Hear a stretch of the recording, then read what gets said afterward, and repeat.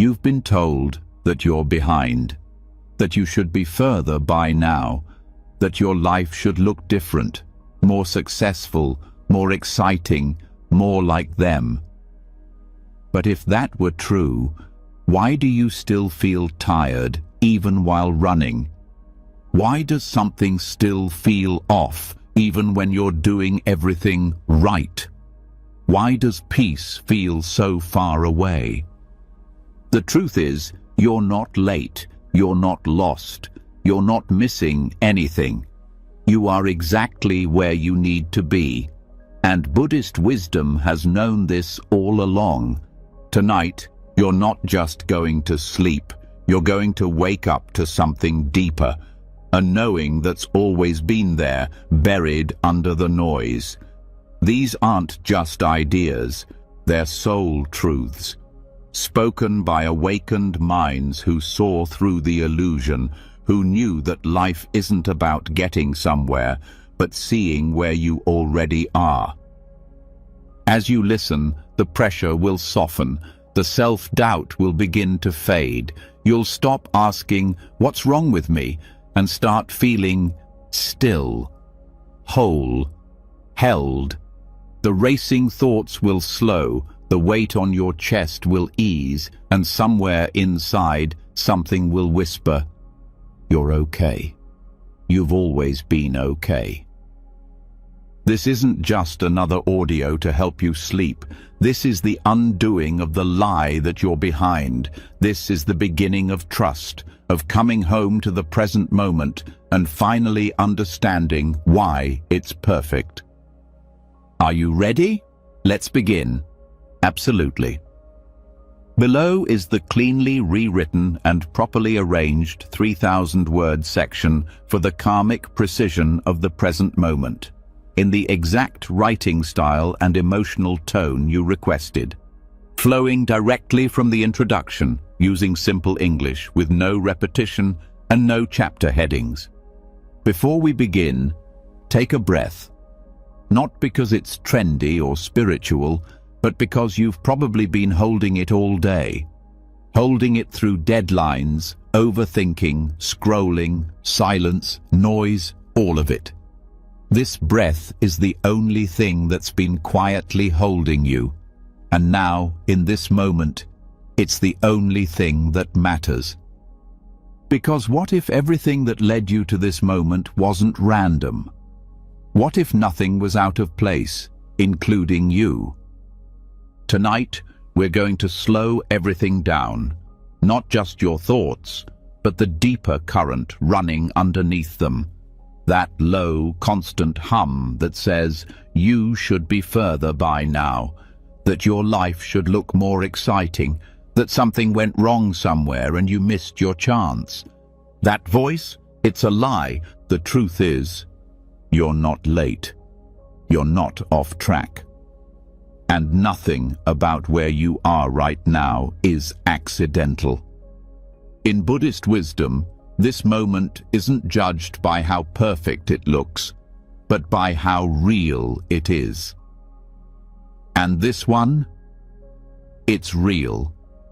Not just because you're here listening, but because it's part of a pattern, an unfolding that goes deeper than logic, deeper than plans. It's the karmic unfolding of everything that came before. Karma isn't the dramatic lightning bolt people think it is. It's not cosmic punishment. It's not revenge from the universe. Karma is precision. It's not emotional. It's mathematical, quiet, constant, exact. Every thought, every word, every small choice, no matter how invisible, has ripple effects. Not in a scary way, in a revealing way. This moment, it's not happening to you. It's unfolding through you. If you've ever felt like life just keeps circling back to the same emotions, the same struggles, the same kind of people, there's a reason. Not because you're cursed, not because the universe is cruel, but because karma doesn't give up. It brings back the lesson until you stop running and face it. Until you see clearly what was once blurred by fear or pride or the need to control. And once you see it, not just with your eyes but with your heart, everything softens. You stop blaming, you stop comparing, you stop needing to escape. Karmic precision means this moment is not a detour, it's not a mistake, it's a mirror, showing you what you've been carrying, what you've avoided, what you're finally strong enough to meet. Not all karma looks like drama.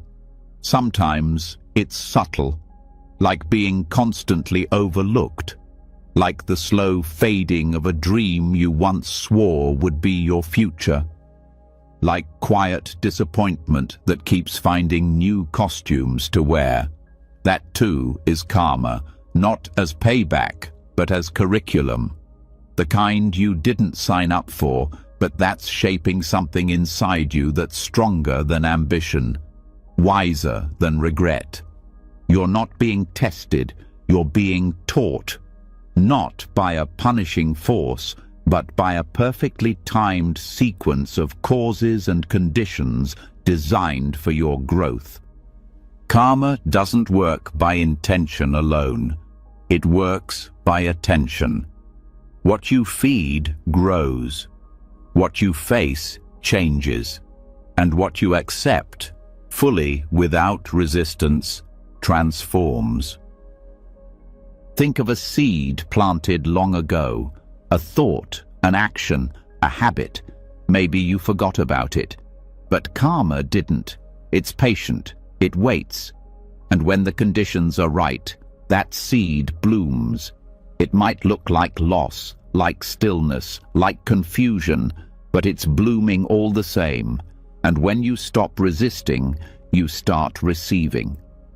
Receiving the clarity you didn't know you needed, the courage you didn't know you had, the peace that comes from finally seeing life as it is, not as you wished it would be.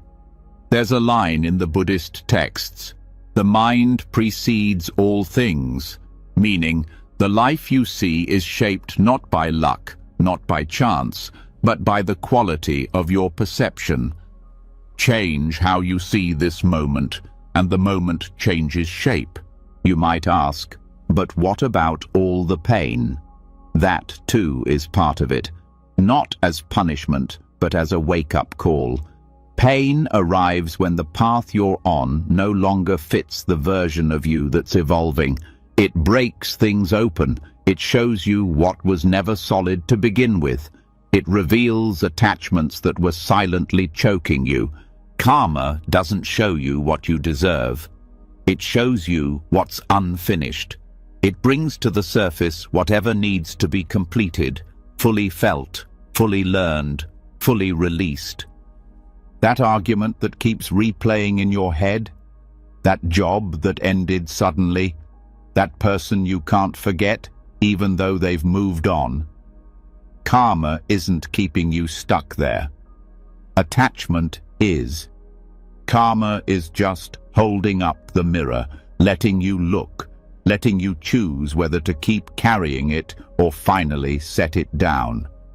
This moment, right here, is the result of thousands of little moments you forgot mattered, all converging now into an opportunity, an invitation to respond differently, to feel something more fully, to stop postponing peace.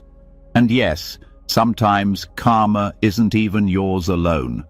Sometimes you carry the weight of ancestors, collective trauma, societal patterns, but even those find you for a reason, not to crush you, but because maybe you're the one strong enough to stop the cycle. So the frustration you feel, the heaviness, the longing, it's not a flaw in the system, it is the system, bringing you the exact experience that fits the shape of your soul right now. Not to hold you down, but to show you what freedom really is. Because freedom doesn't come from everything going right. It comes from knowing you don't need everything to go right to feel peace. It comes from seeing this moment, not as a placeholder, not as a mistake, not as something to tolerate, but as the exact thing you were meant to experience. Not because you failed, but because you're ready. There's nothing random about this. If you're in a season of waiting, there's karmic intelligence there. If you're in a season of letting go, that too is precision. If you're finally feeling what you avoided for years, that is timing at its most sacred. You are not off course. Even the parts of your life that feel broken are breaking open, not breaking down. Even the silence is speaking. Even the mess is medicine. Even your restlessness is part of the path. When you drop the story that things should be different, karma starts to shift. Not because you manipulated it, but because you finally saw it clearly, without judgment, without panic, without the need to run. And that clarity, it becomes the seed for new karma, new experiences, not by force, but by alignment. That's the secret. Karma is not about what happens next. It's about how you meet what's happening now. Meet it with resentment, and the pattern returns. Meet it with resistance, and the lesson tightens. Meet it with presence, and the energy changes, quietly but completely. The ones who understand this don't have perfect lives. They have eyes that see deeper. They know this truth. Life isn't happening randomly. It's unfolding precisely. Every delay, every connection, every emotion, all of it, part of the exact path your soul needed to walk. Right now, as your body softens and your mind starts to slow, let this truth land in your heart. There is nothing wrong with this moment, and there is nothing wrong with you for being in it. The unfolding is intelligent, the timing is right, the lesson is waiting to be received, not avoided. You're not here by accident. You're not listening to this by coincidence. Something brought you here, something exact, something ancient, something wise, and it's still unfolding through you, gently, unstoppably, perfectly. No more running, no more fixing, just presence, just trust. Rest now. The karma that brought you here knows what it's doing. You are exactly where you need to be. And just like that, it starts again. The feeling that this can't be it. That something is missing. That somewhere else, some other version of life, is waiting for you. Quieter, richer, easier, better. The mind starts planning, escaping, reaching. Not because you're ungrateful, but because it's been taught that peace lives in the next place, the next job, the next relationship, the next version of you. But what if that craving is the very thing keeping you from the life you already have? You've already seen that where you are is no accident, that karma places you in precise positions for growth, not punishment. But what happens when the mind refuses to stay there? When everything inside you whispers that this can't be the destination? That's where we meet the next illusion. One of the most seductive forms of suffering dressed up as ambition, hope, or even healing. It's the craving to be elsewhere. In Buddhist wisdom, this craving isn't just an innocent longing. It's a form of dukkha, a subtle but deep unrest that arises not because life is painful, but because the mind insists that something else would be better. It turns ordinary moments into problems and the present into something to escape from. It's not just dissatisfaction, it's a habit of mental abandonment. The mind says, maybe if I lived in a different city, I'd be happy. Maybe if I had a different partner, a better job, a new identity, maybe then I could breathe. And so you chase. Not with your legs, but with your thoughts. With that constant search for the future as salvation. But what you're really doing is disconnecting from your body, from your life, from the only place where truth lives. The problem with craving a better situation is that it seems so noble. It wears the mask of growth. It sounds like vision. It feels like motivation. But underneath, it's often rooted in the belief that where you are now is unacceptable, that you, as you are unfinished, that peace is somewhere out there instead of right here. This is where the suffering begins, not in your actual life, but in the thought that there's a better one waiting, a thought that makes the present feel small, a thought that rejects what's real in favor of a fantasy. And fantasies always come with a cost. Because even if you reach the better job, the perfect partner, the quieter home, you'll carry with you the same restless mind, the same belief that something is missing, the same hunger for more. Until you finally learn that it was never about the situation. It was about the attention you were giving it. To want something else is not a problem. To believe that something else will finally complete you, that's the trap. And it's one of the hardest to see because it hides behind productivity, self-help, even spirituality. There's a term in Buddhism called tanha, which means thirst or craving. Not just physical craving, but the mental thirst to not be where you are. To upgrade the moment, to replace it with something shinier. This thirst keeps the wheel of suffering spinning. It tells you, just a little more and you'll finally be okay. But the more never comes, because the more is built on the belief that now is never enough. Think about how many times you've told yourself, once I get through this week, things will calm down. Once I get that call, that offer, that clarity, I'll be able to breathe.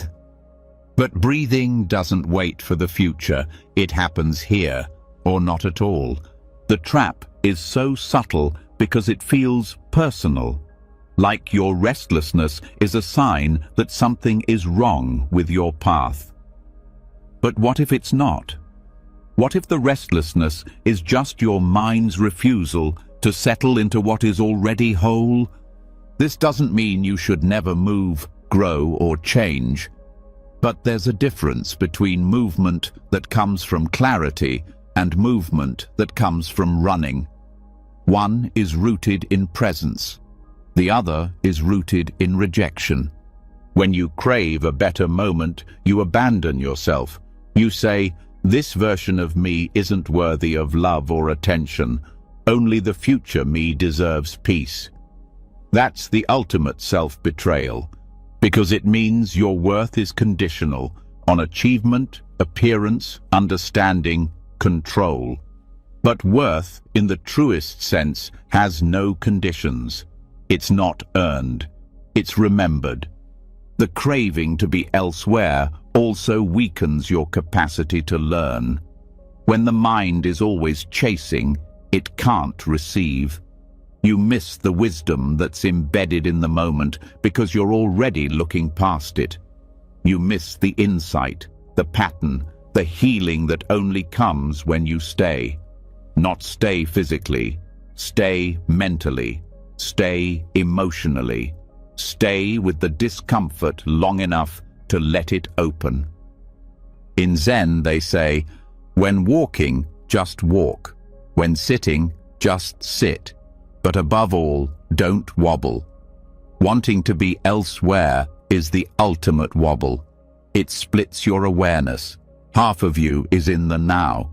The other half is in a world that doesn't exist. And that split is exhausting. It's what causes the tightness in your chest, the fog in your mind, the feeling of being everywhere and nowhere at once. You don't need a better life to feel peace. You need a better relationship with the life you already have. That begins by no longer calling this moment insufficient. Notice how often your mind resists where you are. The waiting room, the silence, the difficult task, the meal that isn't perfect, the moment someone doesn't respond the way you hoped. The craving to fix it all starts instantly. But presence means staying. Presence means choosing not to reach for the exit, even when it's uncomfortable. This is not about settling, it's about seeing clearly. Because the more you're able to be fully here, the less you're manipulated by what could be. And the less you're manipulated, the freer you become. Sometimes you're not really looking for a better situation. You're looking for permission to feel safe in your current one. But that safety doesn't come from rearranging the outside. It comes from holding steady on the inside. Wanting to be elsewhere is not just a thought, it's a feeling in the body. The anxious fidget, the mind spinning toward future scripts, the breath that won't drop into your belly. You can't outthink your way into presence. You have to drop into it, through sensation, through stillness, through meeting what's here with kindness instead of criticism. Every time you resist this moment, you delay your own clarity. You put off your own awakening. Because the wisdom doesn't live in the next phase. It lives in the precise emotions, people, and patterns that are here now. Whether you like them or not, whether you asked for them or not, whether they're comfortable or not. The truth is, most people never stop craving the next thing. That's why they never really land in their lives. They're always one step removed, always half in, half waiting, half hoping. And life doesn't open to people who aren't fully present. Not because it's withholding, but because it can't connect with someone who's not actually there. You don't need to get somewhere better. You need to be where you are better, not by changing the scenery, but by deepening your gaze. This moment might not look how you wanted, but that doesn't mean it's wrong. It might be quieter than you hoped, more chaotic than you planned, but it's never random. This moment is the only one with enough information to change your life, not the one in your head. This one, right now, with all its mess, all its silence, all its imperfection. Craving takes you out of that truth. It says, somewhere else holds what you seek. But Buddhism teaches that seeking is the beginning of suffering, not because you shouldn't want joy, but because you already have access to it. It's just buried beneath the habit of skipping this moment in favor of the next. Let go of the idea that this isn't it, that life begins after something changes, that peace is a result of arriving somewhere new. Peace is the result of stopping, of no longer needing anything else to make the now okay. And when you stop needing something else, you start noticing what's already here. The way your breath softens when you release judgment. The way the light hits the wall when you're not rushing past it. The tiny moments of relief that have been there all along, waiting for you to show up. The craving to be elsewhere is not your fault. It's a deeply conditioned pattern, taught by a world that profits off your dissatisfaction. But you can unlearn it by slowing down, by saying yes to the now, even if it's incomplete. Especially then, You're not trapped. You're being invited to stop abandoning yourself in search of a better self. Because the version of you that's listening to this, they're not broken. They don't need to be upgraded. They just need to be trusted. This moment doesn't need to be escaped. It needs to be met. And when you do, when you fully drop into this breath, this feeling, this place, you realize something quiet but life-changing. There was never anywhere else to be. You've always been here. Life has always been here. And now, finally, you are too. And then, when you've finally stopped reaching for the next thing, another feeling rises. Stillness. But not the peaceful kind. The kind that feels like waiting. The kind that feels like life is stalled. Where nothing is moving fast enough, or not moving at all. You've done the work. You've let go of craving. You've stopped trying to escape the now. But what do you do when the now feels empty? When your efforts don't bloom? When silence stretches longer than you thought you could bear? This is where many people lose trust. In themselves, in life, in the process. They confuse delay with failure and stillness with punishment. But Buddhist wisdom reveals something else, something quietly revolutionary. That waiting is not a waste. That delay is not life going wrong. It is life teaching you how to see. There is no such thing as being off time, only being out of sync with your understanding of time. Because what if delays are not blocks, but bridges? What if what feels like a pause is really preparation? Delays test the parts of us that still depend on speed for validation, the parts that only feel alive when something is happening, when there's motion, recognition, feedback. But growth doesn't always feel like momentum. Sometimes it feels like quiet, like no sign, no answer, no applause. And yet, beneath the surface, something is rearranging. Roots are growing, foundations are forming, things are being cleared that you can't yet see. In Buddhism, life is seen not as a race, but a path. A journey that reveals itself moment by moment, not mile by mile. Setbacks are not detours, they're deeper invitations to listen, to soften, to stop demanding a finish line and start trusting the walk. The Dharma, meaning truth, or the deeper teachings of life, often hides itself inside delays. Why? Because it's the only place we slow down enough to hear it.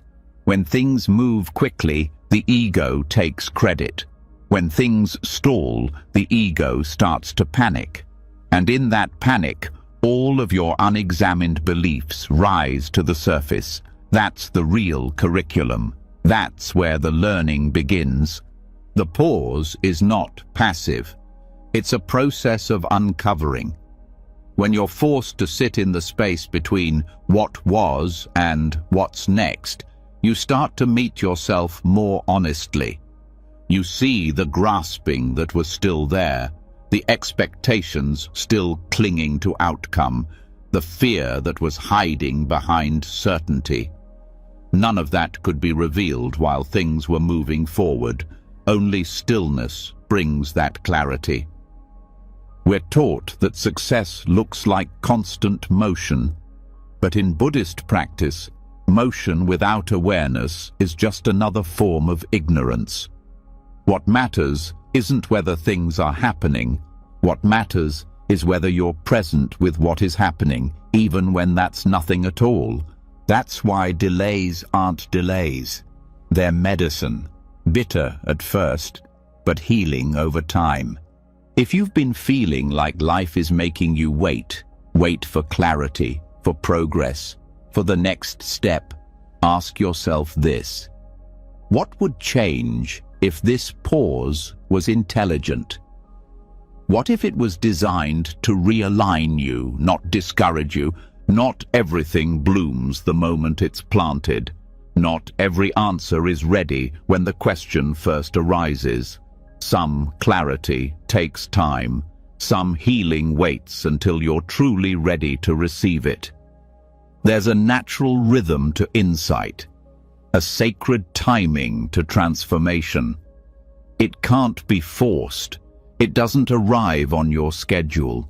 It arrives when your system, your nervous system, your spiritual system, is ready to hold it without collapsing. That readiness can't be skipped. It's built inside the delay. Delays strip you of your illusion of control. They take the map from your hands and say, "Now feel your way forward."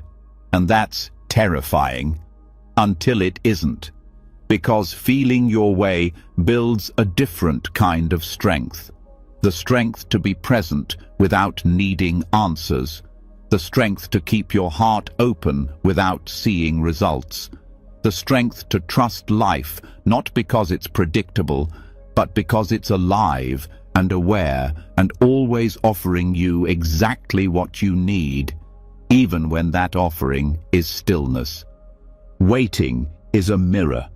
It shows you what you really believe about worth, about timing, about what makes you valuable.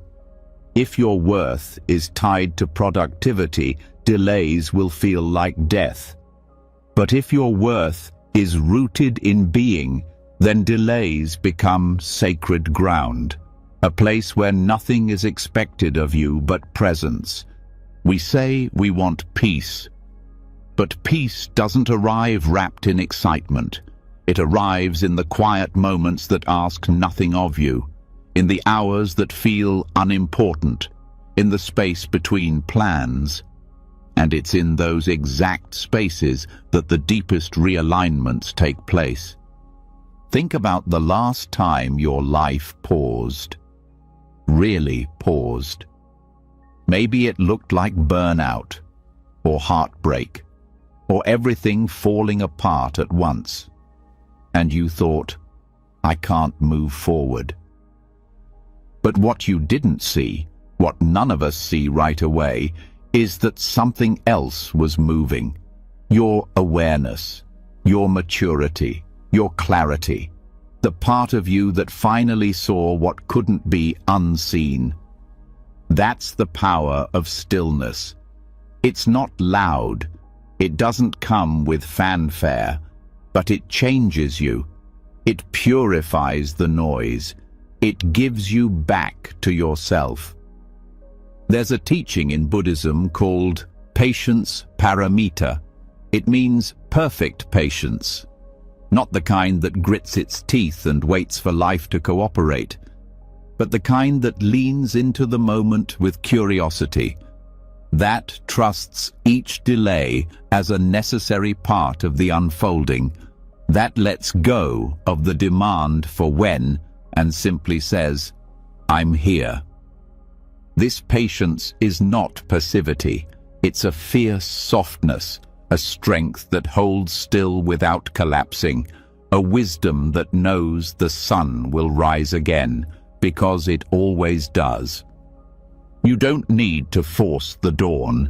You only need to be present for it when it comes. So much of our suffering comes from the timeline we invented. By now I should be. This shouldn't be taking so long. But what if the timeline was never yours to create? What if life was unfolding exactly as it should, and your only job is to stay awake inside it? Delays become unbearable when we make them mean something personal, that we're failing, that we're being punished. But what if they mean the opposite? That life is protecting you from something you're not ready for, that the universe is giving you time to shed a layer of false identity before your next chapter begins, that it's not denying you, it's dignifying you by preparing you properly. And yes, preparation often looks like stillness, like being stripped of distractions, like waiting longer than your mind thinks is fair. But it's inside that waiting that you begin to see the stories you've been carrying. The ones that say, if I'm not moving, I'm worthless. If I'm not achieving, I'm failing. If I don't know what's next, I'm lost. These stories can't survive the silence. That's why silence is necessary. Not as a punishment, but as a clearing. So that when you finally step into what's next, you're not carrying the old noise with you. Even nature understands this. The trees don't bloom year-round. The earth has seasons, and yet we expect ourselves to be in constant harvest, to always be producing, showing, doing, becoming. But the deepest growth happens underground, in the dark, where roots expand unseen. That's what delays give you, not progress that's visible, but power that's invisible, until the moment it's not. And when that moment comes, and it always comes, you'll see why you had to wait, why the pause was necessary, why you couldn't force the next step, no matter how ready you thought you were. Because readiness is not a thought, it's a frequency, and you tune to it not through control, but through surrender. So let the delay be what it is. Don't fight it. Don't frame it as failure. Don't let the world's obsession with speed make you ashamed of stillness. You are not behind. You are not being punished. You are being positioned right here, right now, in this sacred in-between. This is the part of the story where nothing happens and everything changes. So rest, breathe, trust. The stillness is not empty. It's full of everything you're about to become. The stillness didn't last forever, but something changed inside it. A quiet shift, the kind that doesn't come from answers, but from finally dropping the demand for them. And just when you start to settle into presence, the mind whispers again, "What's next?" That subtle restlessness returns, not loud this time, but wrapped in questions that sound like logic. What if this isn't enough? What if the real happiness is still out there? This is where the illusion returns, not in chaos, but in hope. A hope that says joy will arrive when the next phase of life finally begins. That the next milestone, the next transformation, the next version of you will be the one that finally feels like peace. And yet, with every next that arrives, another one appears on the horizon. In Buddhist teachings, this endless cycle is called samsara. Not a place, but a pattern. A loop of seeking, gaining, losing, and starting over. It's driven by a belief that something better lies ahead. But progress in samsara is a trick. It keeps you chasing. It convinces you that fulfillment is always close, but never quite here. The world rewards this illusion. You're praised for ambition, for the grind, for chasing the next goal. And because the culture worships progress, it's easy to believe that movement is meaning. But there's a cost to this chase that nobody warns you about. It's subtle. You feel it in the silence after achievement, in the emptiness that follows the big moment, in the quiet question that won't go away. Is this all there is? The chase never satisfies because the thing you're really looking for isn't out there. It's not hidden in the next promotion or relationship or spiritual insight. It's buried underneath the belief that you need to be someone else, somewhere else, living something else. Samsara is fueled by becoming. The endless drive to improve, evolve, perfect, achieve. On the surface, it looks like growth. Underneath, it's often fear wearing a clever mask. Fear that if you stop pushing forward, you'll be stuck forever. Fear that if you pause, you'll fall behind. But what if behind and ahead are both illusions? What if presence is the only real place anything ever happens? The illusion of progress is powerful because it mimics purpose. It gives the ego something to attach to. A story, a timeline, a ladder, and every time you reach one rung, the next one feels just out of reach. So you keep climbing, unaware that the ladder itself is anchored in suffering. True growth doesn't come from reaching the next step. It comes from seeing the mechanism that keeps you stepping, from watching your mind reach, grasp, strive, and realizing you don't have to follow it anymore. The Buddha didn't teach enlightenment as something far away. He taught it as a shift in perception. The end of suffering doesn't arrive when your circumstances finally align. It arrives when the mind stops believing that circumstances are the key to peace. There's nothing wrong with goals, but when goals become the substitute for presence, you get trapped. When they become your identity, your compass, your definition of success, you start postponing your life. Telling yourself you'll rest after the next win. You'll love yourself after the next change. You'll be happy after the next phase, but after never arrives. The illusion of progress is that you're getting closer. The reality is that you're getting further from the moment, from the simplicity of now, from the stillness where peace actually lives. There's a term in Buddhist psychology called bhavatanha, the craving to become. It's not just desire, it's obsession with a different self. A version of you that's better, happier, more enlightened. This craving is subtle, but exhausting. It turns spiritual practice into self-improvement. It turns rest into guilt. It turns peace into something to earn. And when you believe peace must be earned, you never feel worthy of it. This craving shows up in quiet ways, in the pressure to always be productive, in the inability to sit still without checking your phone, in the habit of measuring your worth by your progress. It's not loud, but it's constant, and it keeps your nervous system in a state of waiting to feel like enough. What happens when you stop?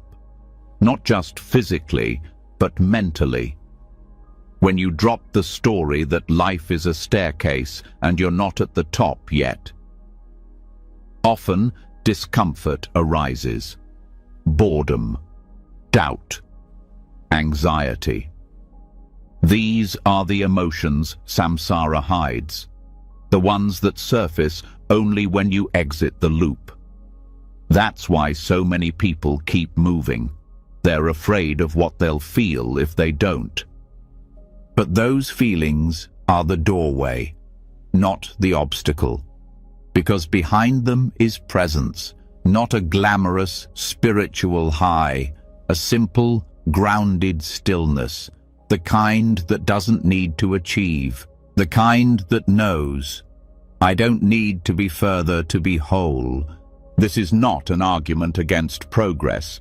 It's an invitation to see it clearly, to stop mistaking movement for meaning, to stop confusing stimulation with purpose, because true purpose doesn't push, it pulls, it doesn't pressure, it aligns. Progress is real when it arises from clarity, when it's rooted in presence, when it's not driven by fear or comparison. But when it comes from the illusion that life gets better only when it changes, you're trapped. Even when everything looks perfect from the outside, you've probably known people who have made it. And yet, something in their eyes still looks tired, still restless, still searching. That's the trap. Samsara doesn't care how much you accomplish. It only needs you to believe that more will fix it. And that belief, it's the fuel for endless dissatisfaction. You break that cycle not by giving up, but by waking up. By seeing the pattern as it's happening. By noticing the moment you start planning your happiness instead of experiencing it. Happiness doesn't live in the next phase. It lives in the letting go of needing the next phase. It's not an event. It's a relaxation of resistance, a softening into what is, a release of the idea that you need to become someone new to feel okay. This is the hard truth. If you can't feel peace now, you won't feel it then, because the part of you that keeps reaching will come with you. It always does. So what does this look like in real life? It looks like pausing when the urge to chase returns. It looks like questioning whether the goal is rooted in alignment or avoidance. It looks like saying yes to this moment before demanding the next. It's letting go of the idea that your value depends on progress, that your worth is something to improve, that the next step is more holy than the ground you're standing on now. This is not laziness, it's wisdom. The wisdom to know that stillness is not a step back, it's a step inward, into the part of you that's already complete. You can still move. You can still grow. But now you're not growing because you're unworthy. You're growing because you're alive. And life naturally unfolds when it's not being forced. The illusion of progress is hard to leave behind. It's addictive. It gives you a false sense of control. But control is not the path. Clarity is. And clarity comes when the mind finally stops racing forward and sees the moment it's in, clearly, gently, without judgment. This is the freedom the Buddha pointed to, not in another lifetime, not in another identity, but right here, in the seeing, in the ending of the chase, not by arriving somewhere new, but by realizing you never had to leave. So the cycle starts to crack. The pattern loses power. You begin to see that reaching for the next thing was never the way out. It was the trap itself. Peace wasn't in the upgrade. It was in the release. But then something smaller happens. You drop your keys. Someone cuts in line. The power goes out in the middle of your flow, and suddenly all that clarity evaporates. You're annoyed, irritated. The mind flares up again, not because life is unbearable, but because it didn't go as planned. And here lies the next turning point, not in the big life transitions, but in the tiny disruptions. The ones that feel too small to matter, but carry an ancient truth. The ones that reveal where the spiritual path actually happens, not on retreats, not in books, but in the middle of daily life when something inconvenient happens and you get to choose how you meet it. Inconvenience is one of life's sharpest teachers, not because it's cruel, but because it's consistent. It appears when you're trying to control. It arrives when the day is scheduled too tightly, when your identity is built on being efficient, competent, or calm, and in a single moment that identity is challenged. The email doesn't send, the traffic doesn't move, the internet crashes, someone misunderstands you, nothing dramatic, just enough to stir something.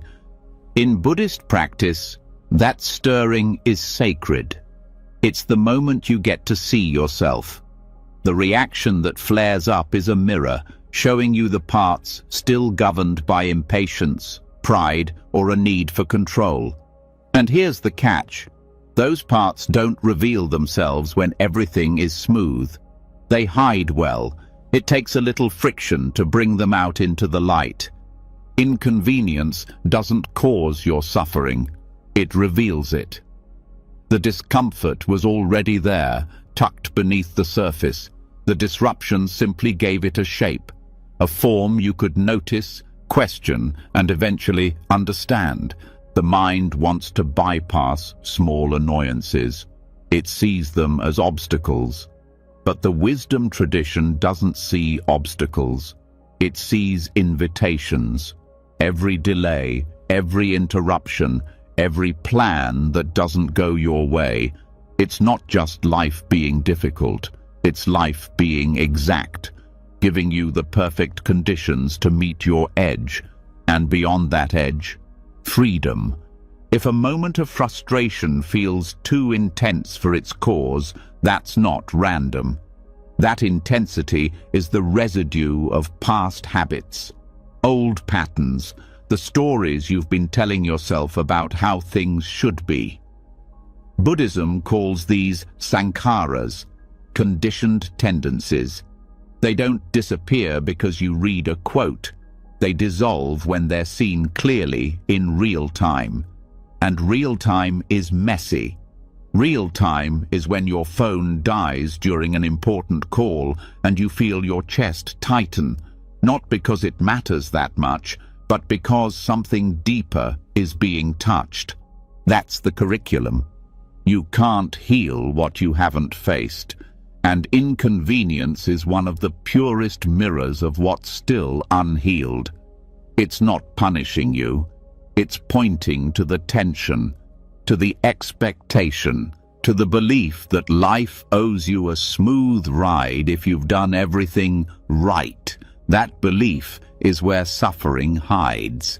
Disruptions are honest. They don't care about your plans.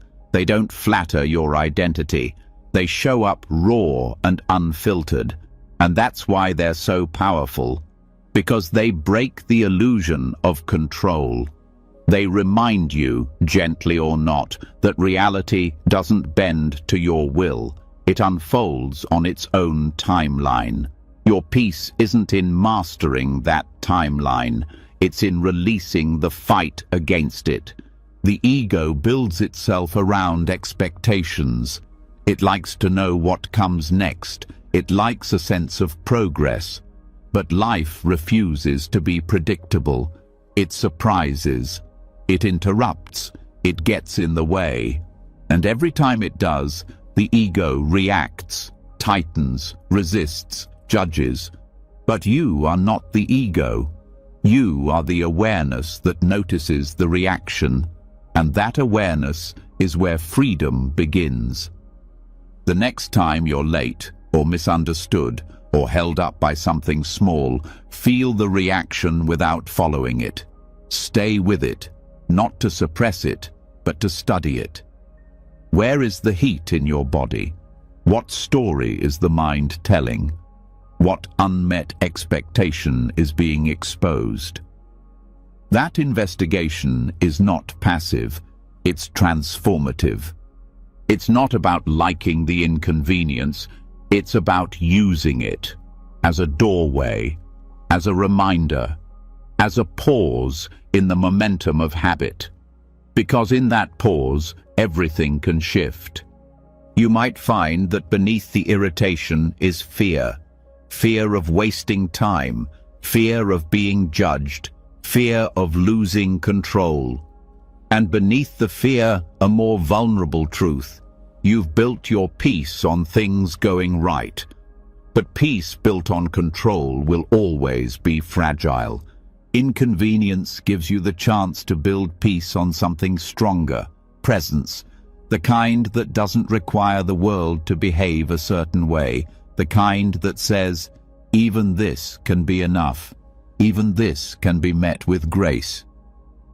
This is not about pretending nothing bothers you. It's about realizing that what bothers you is often the exact thing that wakes you up.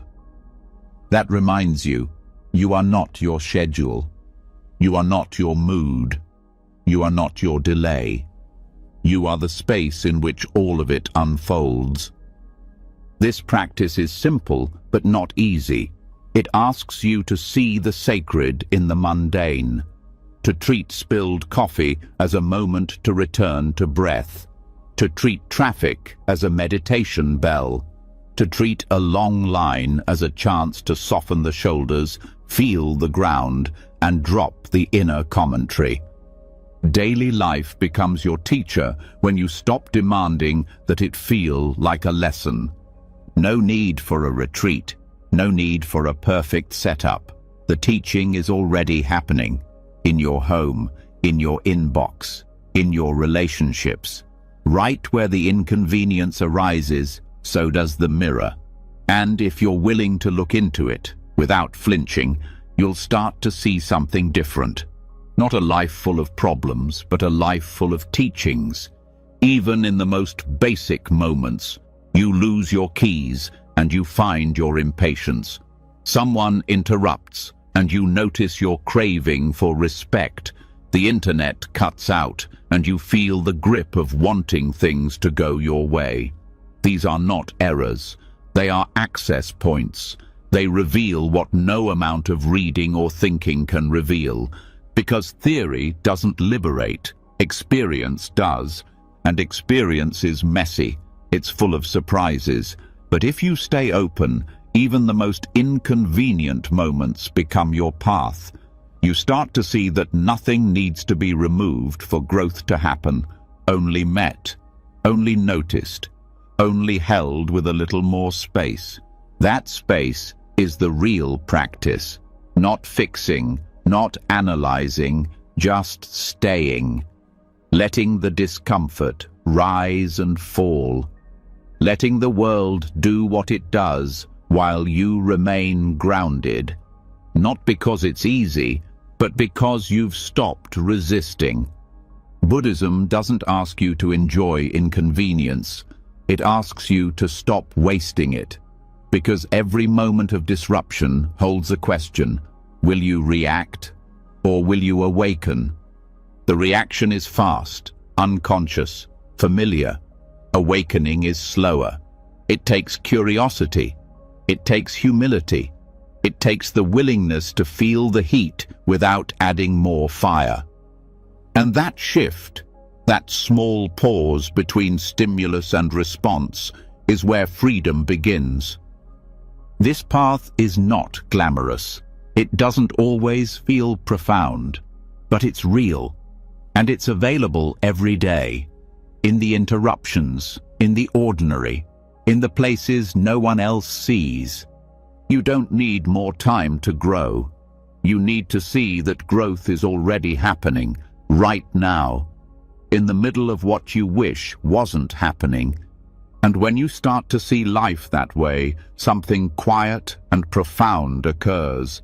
The little things stop stealing your peace, because they stop surprising you. You start expecting the unexpected, and instead of flinching, you soften. You meet life not with tension, but with tenderness. That's not weakness, that's wisdom. The teaching was never hidden. It was just waiting, inside the delays, inside the noise, inside the mess. And now that you've slowed down enough to notice, you begin to hear it. Clearer than before, right here in the middle of the most inconvenient moment. The lesson is already unfolding. You've spent so long trying to stay calm, trying to stay composed when life interrupts you, derails your plans, presses on your nerves in ways that feel personal. And maybe now you've learned to pause, to soften, to respond rather than react. But what happens when the disruption isn't outside anymore, when it's inside? When the restlessness, the sadness, the anxiety, the heaviness doesn't pass? What happens when you wake up with a weight in your chest, no external cause in sight, and nothing feels wrong except the way you feel. This is where many people turn away. They distract, suppress, or shame themselves for not being okay. But in Buddhist wisdom, this is where the real work begins. Not by fixing the feeling, but by meeting it fully. Because every emotional state, yes, even the messy, uncomfortable ones, is not a failure. It's a gate, a direct doorway into understanding what your mind has kept hidden, what your body has tried to carry silently. No emotion is random. Each one carries a message, not always with words, but always with precision. Anxiety may not be telling you to panic. It might be pointing to the part of you that's still trying to control what can't be controlled. Boredom isn't a sign of laziness. It might be a signal that your attention is being pulled away from something deeper, something you've been afraid to face. The mind often treats emotion as a problem, something to manage, get past, fix. But from a Buddhist view, emotion is part of the path itself, not a detour, not a disruption, but the very material of awakening. Feelings arise not because you're doing life wrong, but because life is showing you what's alive inside you, and only what is felt can be freed. Trying to escape your current emotion is like trying to leave your own shadow behind. You can't outrun it. You can't outthink it. You can only turn toward it. Stay, breathe, feel what it's asking for, not intellectually, but somatically. The body always knows what the mind forgets. That presence is what dissolves intensity, not suppression. You're not failing when you feel too much. You're being given the chance to feel with more wisdom. And wisdom doesn't mean detachment. It means intimacy. It means knowing the terrain of your inner world so well that fear loses its grip. It means knowing that anger is sometimes grief in disguise, that loneliness is not a flaw, but a longing for connection with yourself. That confusion isn't the absence of clarity, it's the breakdown of old narratives that no longer fit. Your current emotional state may not feel welcome, but it has a purpose. It's bringing to the surface the exact frequency that needs to be seen and heard, and no one else can decode it for you. No book, no teacher, no quote can replace your direct experience of what's moving through you. We are conditioned to want peace without disruption, joy without sadness, love without loss. But true peace is not sterile. It includes all of it. It makes room. It doesn't push the feeling away. It widens the space around it. In Buddhist practice, this space is called vipassana, clear seeing. It's the ability to observe without judgment, to witness your own mind and heart as they unfold, not to fix them, but to understand them. The practice is not to stop feeling, but to stop being controlled by the feeling. And that shift begins when you stop identifying with the emotion. You are not the anger. You are not the shame. You are not the fear. You are the space that holds it all. There is a teaching in the Satipatthana Sutta, one of the foundational texts of Buddhist mindfulness, that says, "When a feeling arises, know that a feeling has arisen. When it fades, know that it fades." This is not detachment. This is deep presence. You're not getting lost in the waves. You're becoming the ocean that sees them rise and fall. And when you practice this kind of awareness, something begins to shift. Emotions no longer hijack your day. They become signals, invitations, teachers, Anxiety shows you where the mind is looping around uncertainty. Sadness reveals where your heart still carries unmet tenderness. Anger points to the boundary that was ignored or crossed. Even numbness has wisdom. It shows that part of you is overwhelmed and needs gentleness, not discipline. You don't need to label every emotion. You don't need to explain it to yourself. You only need to stay with it long enough for it to express what words never could. Emotion is not an enemy to be conquered. It is a guide to be honored. There's a myth that emotional mastery means not feeling anything deeply, but the truth is the opposite. Mastery means feeling everything without drowning, staying steady even in the flood, not by force, but by presence. You might not trust your emotions because you've been taught that they make you weak. But vulnerability is not weakness. It's contact. It's truth. And the more honest you are with what you feel, the less power those feelings have to control you in unconscious ways. Even the most difficult emotions, jealousy, bitterness, shame, hold something sacred. They reflect parts of you that were never allowed to speak, parts that were judged too harshly, too quickly. And now they're knocking again, not to ruin you, to return you, to bring you back to wholeness. So when emotion rises, stop asking what's wrong. Ask what's being revealed. Stop trying to make it go away. Ask what it's trying to teach you. Stop using spiritual language to bypass your pain. Use your presence to fully feel it. Feeling is not indulgence. It is release. It is the pathway to clarity, a clarity that cannot be faked, cannot be borrowed, cannot be outsourced. And sometimes the emotion won't move, not right away. That doesn't mean you're stuck. It means the lesson is still unfolding. It means there's more to see, more to meet, more to hold. Stay with it. And if staying is too much, sit near it. Breathe beside it. Let the feeling know you're not abandoning it this time. That presence doesn't mean solving. It means staying. Every time you meet emotion this way, something softens. A little tension unravels. A little space returns. And slowly you begin to trust that no emotion can truly break you.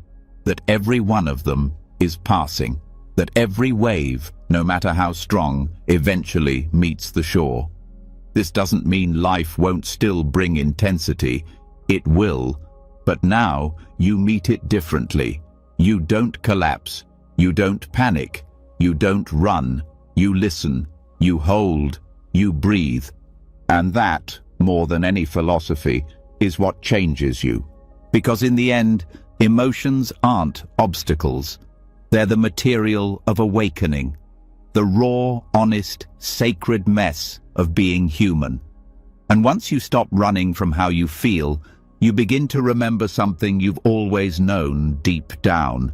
You were never too much. You were never broken for feeling deeply. You were never meant to be numb. You were meant to feel it all, and to find wisdom in the very place you were told to avoid. You've been taught to move through your emotions, to allow them, to learn from them.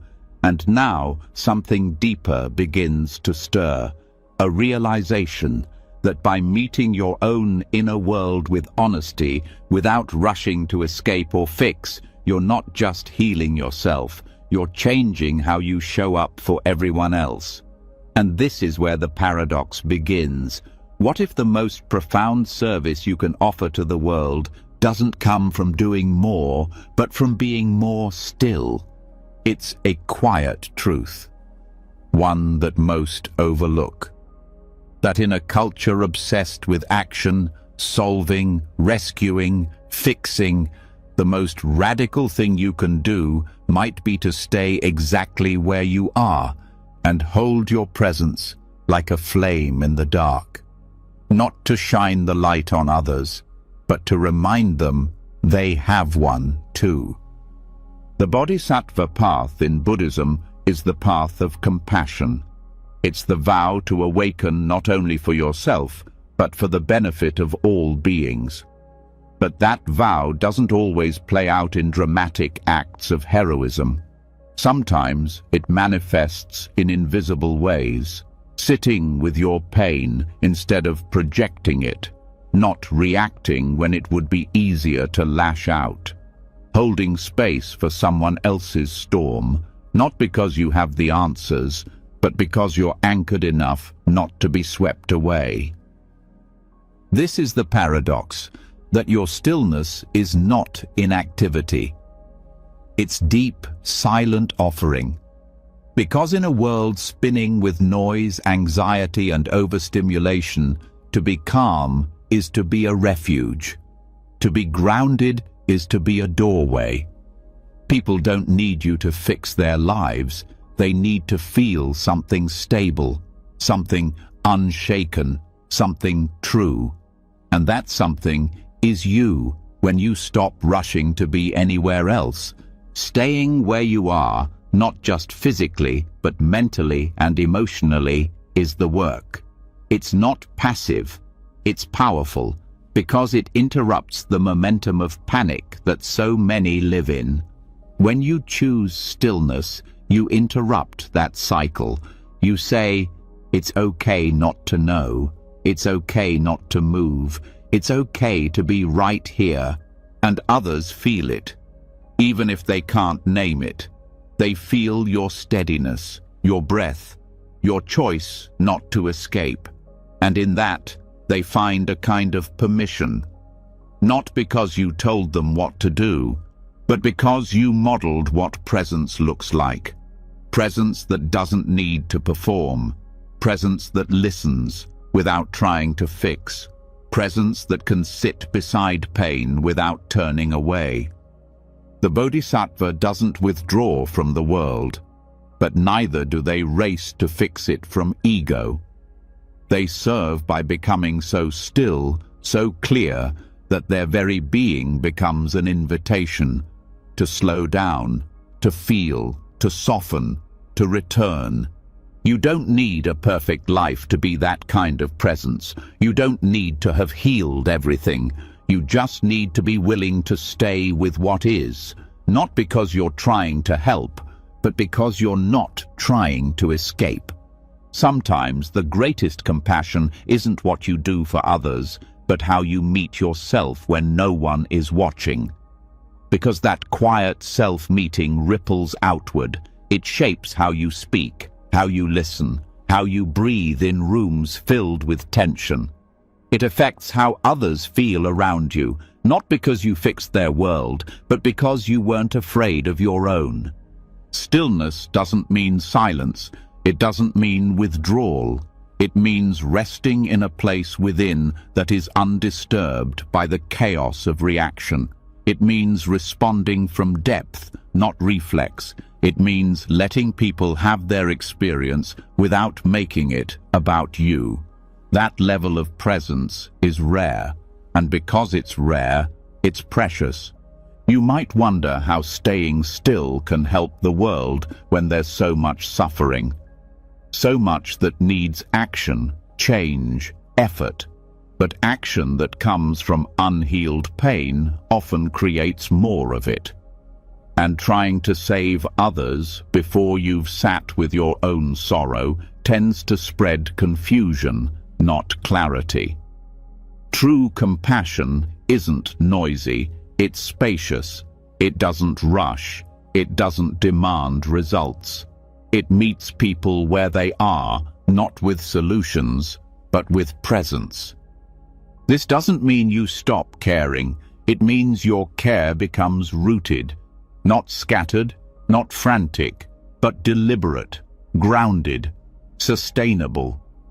Stillness is what makes your compassion strong enough to endure, not just in crisis, but in the long, quiet moments afterward. When people don't just need your help, they need your steadiness. There's a reason why meditation is considered a form of service in many Buddhist traditions.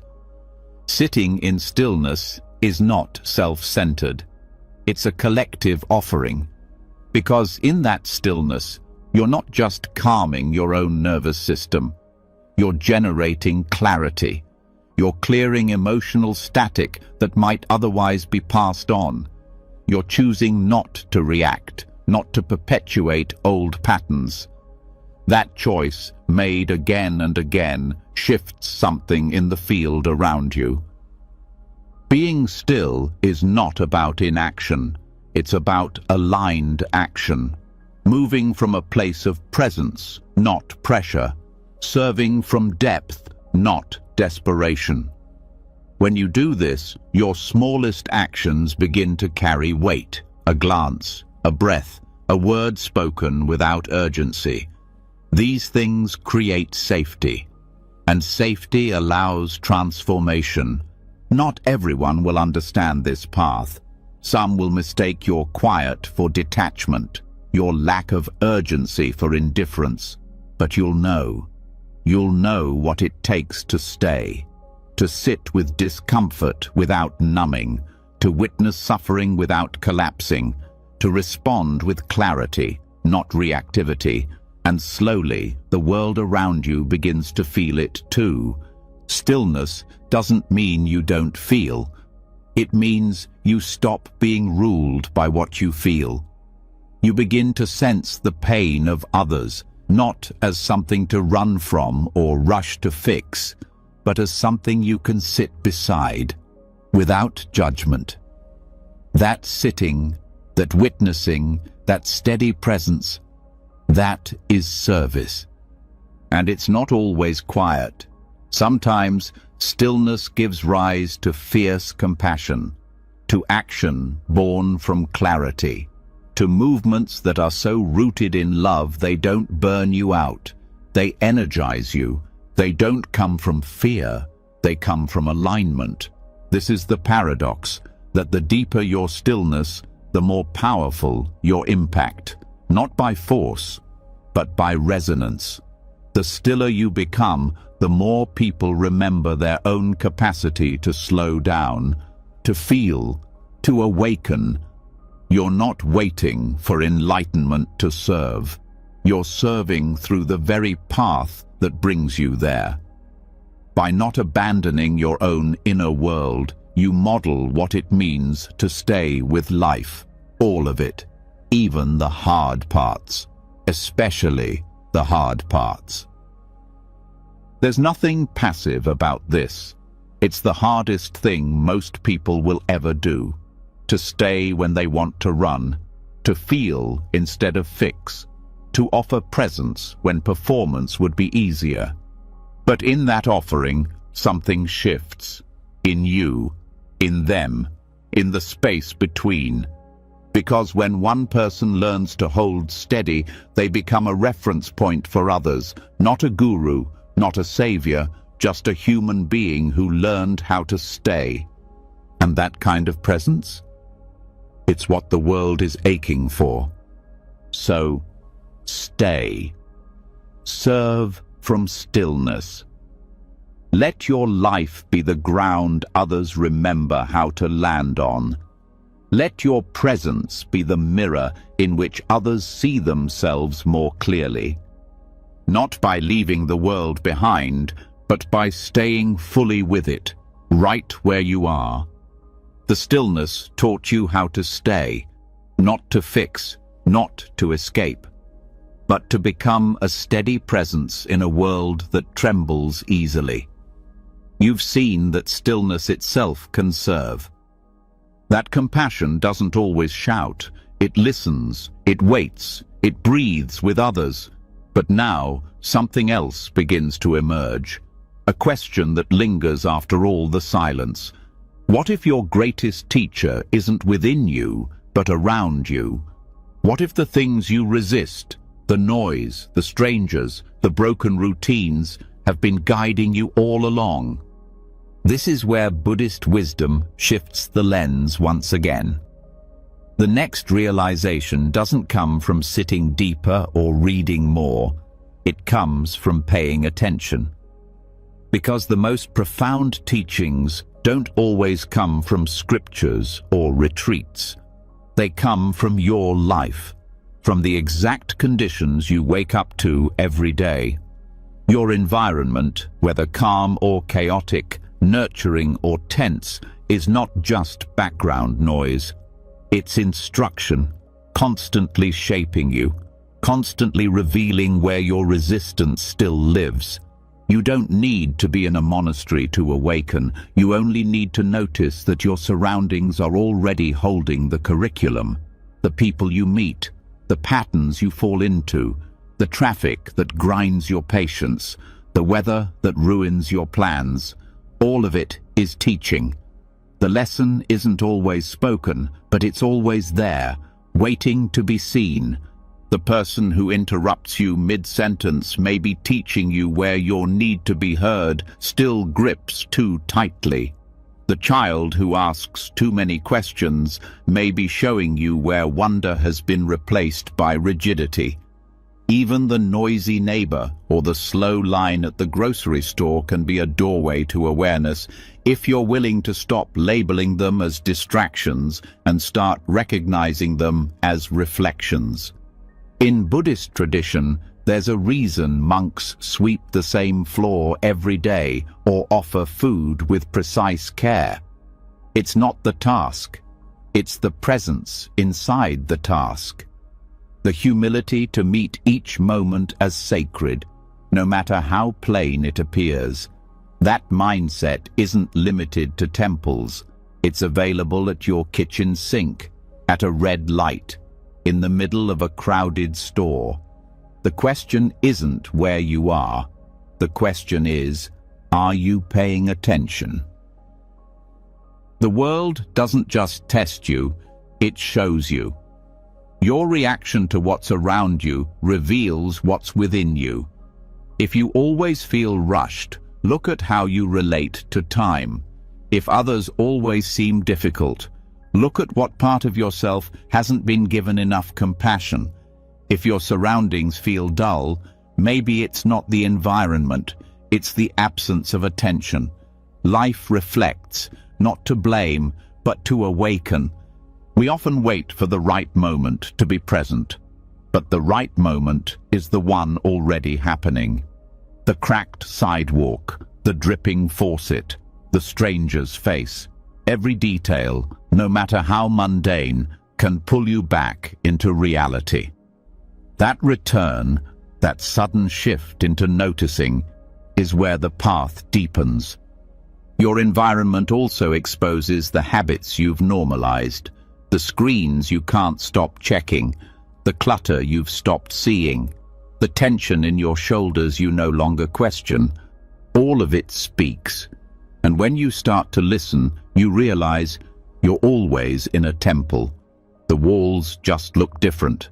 Stillness taught you to stay, but your environment teaches you how to see. Not with judgment, but with awareness. And once you see, you begin to soften. Because you understand that every moment has a teacher hidden in it. Not because the world is perfect, but because it's precise. Even the people who trigger you are offering something sacred, not their behavior, but your reaction to it. That flash of anger, that defensiveness, that need to explain yourself, these aren't flaws, they're openings. They show you where you're still grasping, still needing control, still building identity on sand. This doesn't mean you have to love every situation, but what if you respected it? What if every person you met carried a lesson, whether gentle or sharp? And what if those lessons weren't punishments, but permissions to grow, to shift, to drop what no longer fits? Your environment is the mirror that never blinks. It shows you what you project, what you avoid, what you elevate or ignore. And it doesn't wait for your permission. It teaches regardless of your mood, your beliefs, your preferences. That's the kind of teacher the world is. Honest, untamed, constant. And the teachings change as you do. What once triggered you now softens you. What once annoyed you now reminds you to breathe. The same place that once felt empty begins to feel full. Not because it changed, but because you did. You start to notice the tone of your voice in conversations, the way you move through your space, the energy you bring into a room, the tension you carry into silence. These are all feedback loops.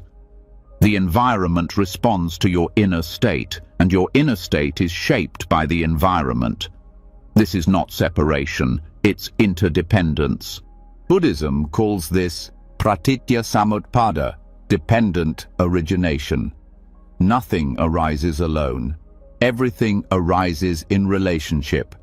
So, if peace is missing, the path isn't to withdraw. It's to engage, gently, curiously, with eyes open to what's already in front of you. And not just people or objects. Even the atmosphere teaches. The heaviness in a room after an argument. The ease that enters with a smile. The tension that rises during uncertainty. These aren't accidents. They're signals. They show you how deeply connected everything is. That your presence matters, not because you're perfect, but because you're aware. Sometimes your environment pushes back, not because it's against you, but because it's trying to wake up the part of you that still thinks you're separate. The part that forgets how your words shape energy, how your mood affects the room, how your silence can heal or harm, depending on the awareness behind it. You're not just living in a world, you're participating in it, shaping it, being shaped by it, every day. And the more you realize this, the less you wait for ideal conditions. You stop saying, once things calm down, I'll be more mindful. You see that this moment, messy as it is enough. Because this moment carries truth. And truth, however inconvenient, is what brings liberation. The challenge is to stay open, to meet every piece of your environment with presence, not preference. To treat the traffic as tenderly as the sunset, to let the loud moments be as sacred as the quiet ones. No, it won't always feel spiritual, it won't always feel profound, but that's the teaching too. The lesson that presence is not a feeling, it's a choice, over and over again, to come back, to see what's in front of you, to soften when it's easier to shut down, to breathe even when the noise is loud. This is not idealism, it's practical awakening. It's the practice of seeing every environment, every interaction, every detail as the exact ground where awareness is built. And when that awareness deepens, everything starts to speak. The ordinary becomes radiant. The overlooked becomes holy, and life itself becomes your guru. Not by changing form, but by being seen fully for the first time. Once you start seeing everything around you as part of the teaching, each conversation, delay, sound, and space, you begin to notice something even more humbling. That nothing ever really happens outside the path. Not a single moment is wasted. Even the parts of your life that felt like failures or accidents, especially those, were not detours. They were chapters of the same story. But the mind rarely sees it that way. It clings to the idea of wrong turns, missed chances, time lost. It obsesses over whether you've wasted too much, drifted too far, or waited too long. And yet, from the Buddhist view, that entire fear is based on a myth. There is no such thing as being off-path. This idea is one of the deepest and most liberating truths in Buddhist thought. That the very things you thought disqualified you from the journey, your regrets, your confusion, your mistakes, are not disqualifications at all. They are the journey. They're woven into the process of waking up, not separate from it. What looked like failure from one angle becomes insight from another. What felt like a collapse becomes the beginning of deeper integrity. The events don't change, but your relationship to them does. And in that shift, everything begins to open. The illusion of being off-path is rooted in comparison. It thrives in judgment. It whispers that others are further, more evolved, more aligned, and that you are behind. But the Dharma doesn't use timelines. It doesn't measure progress in years or accomplishments. It works in presence, in depth, in honesty. And sometimes those qualities are born not from success, but from hardship. Some of the most profound teachings come not through spiritual highs, but through moments you never asked for. Illness, heartbreak, loss, isolation. These moments don't feel sacred, but they have a way of stripping you down to what's real. And in that space, bare, shaken, quiet, you start to see life differently. Not because you found a new philosophy, but because the old one no longer fits. Buddhism teaches that awakening can happen at any point along the road, not just when things are clear, but especially when they are not. And the truth is, clarity often arises after the confusion. Insight blooms after the unraveling. You don't become wise by avoiding mistakes. You become wise by staying present with them, learning from them, allowing them to soften you. When you think you've fallen off the path, what you've really done is stepped into a deeper layer of it. One that asks not for performance, but for honesty. One that doesn't care if you're enlightened or messy or tired. It just wants your full attention. Mistakes are not interruptions. They're mirrors. They show you where your conditioning still lives, where your mind still believes in separation, where your heart still closes when things don't go to plan. That insight is gold. Not the mistake itself, but what it reveals. And even regret, which can feel so heavy, so final, is part of the process too. Regret isn't proof of failure. It's a signal that you're waking up, that you're starting to see with more compassion, more clarity, more awareness. And that seeing is painful at first, but only because it shows you where you were disconnected. That pain is not punishment, it's the tension of growth. The mind likes clean stories, good choices and bad ones, right paths and wrong ones. But life doesn't move like that. It weaves, it loops, it circles back. And sometimes what you thought was a detour was actually the only way your heart could be opened. Sometimes what you called being lost was the only way your identity could dissolve. There is a Zen saying, "The obstacle is the path." Not because struggle is inherently good, but because it wakes you up. It shakes the mind loose from its assumptions. It humbles the ego. It shows you that you are not in control of timing. And it reminds you, gently or forcefully, that you are not broken. You are in process. Even confusion can be sacred, because confusion often marks the moment when an old belief is falling apart, but the new one hasn't fully formed yet. That space in between is fertile, not comfortable, but potent. It's where the roots of deeper understanding begin to grow. You might not see it in the moment. In fact, most of the time, you won't. The clarity comes later, when enough presence has been brought to the pain, when enough breath has been given to the silence, when enough time has passed for you to see that the thing you once judged as a mistake saved you, not from pain, but from shallowness, from sleepwalking, from becoming someone who avoids all discomfort at the cost of never truly living. Being off-path is a story told by fear, a story that says you should have done it better, should have known more, should have gotten there faster. But there is no there. There is only here.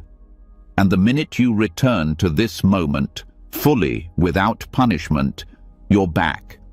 Not back in the way of undoing the past, back in the way of remembering. You never left. The teachings of the Buddha were not just for monks or sages.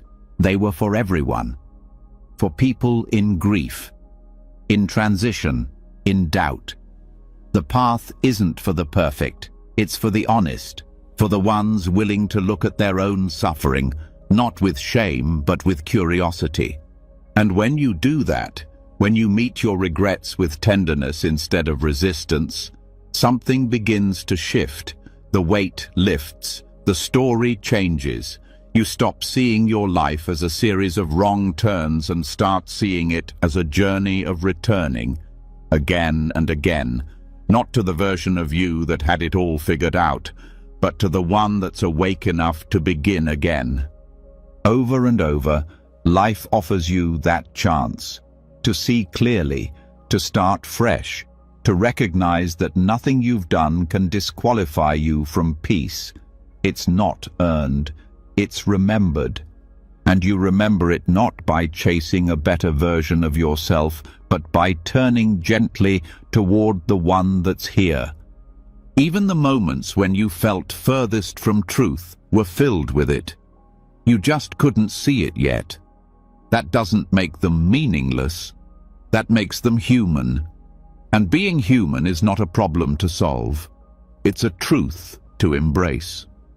So the next time your mind tells you that you've failed, pause, feel the breath, feel the ground, and ask, what if this is the path?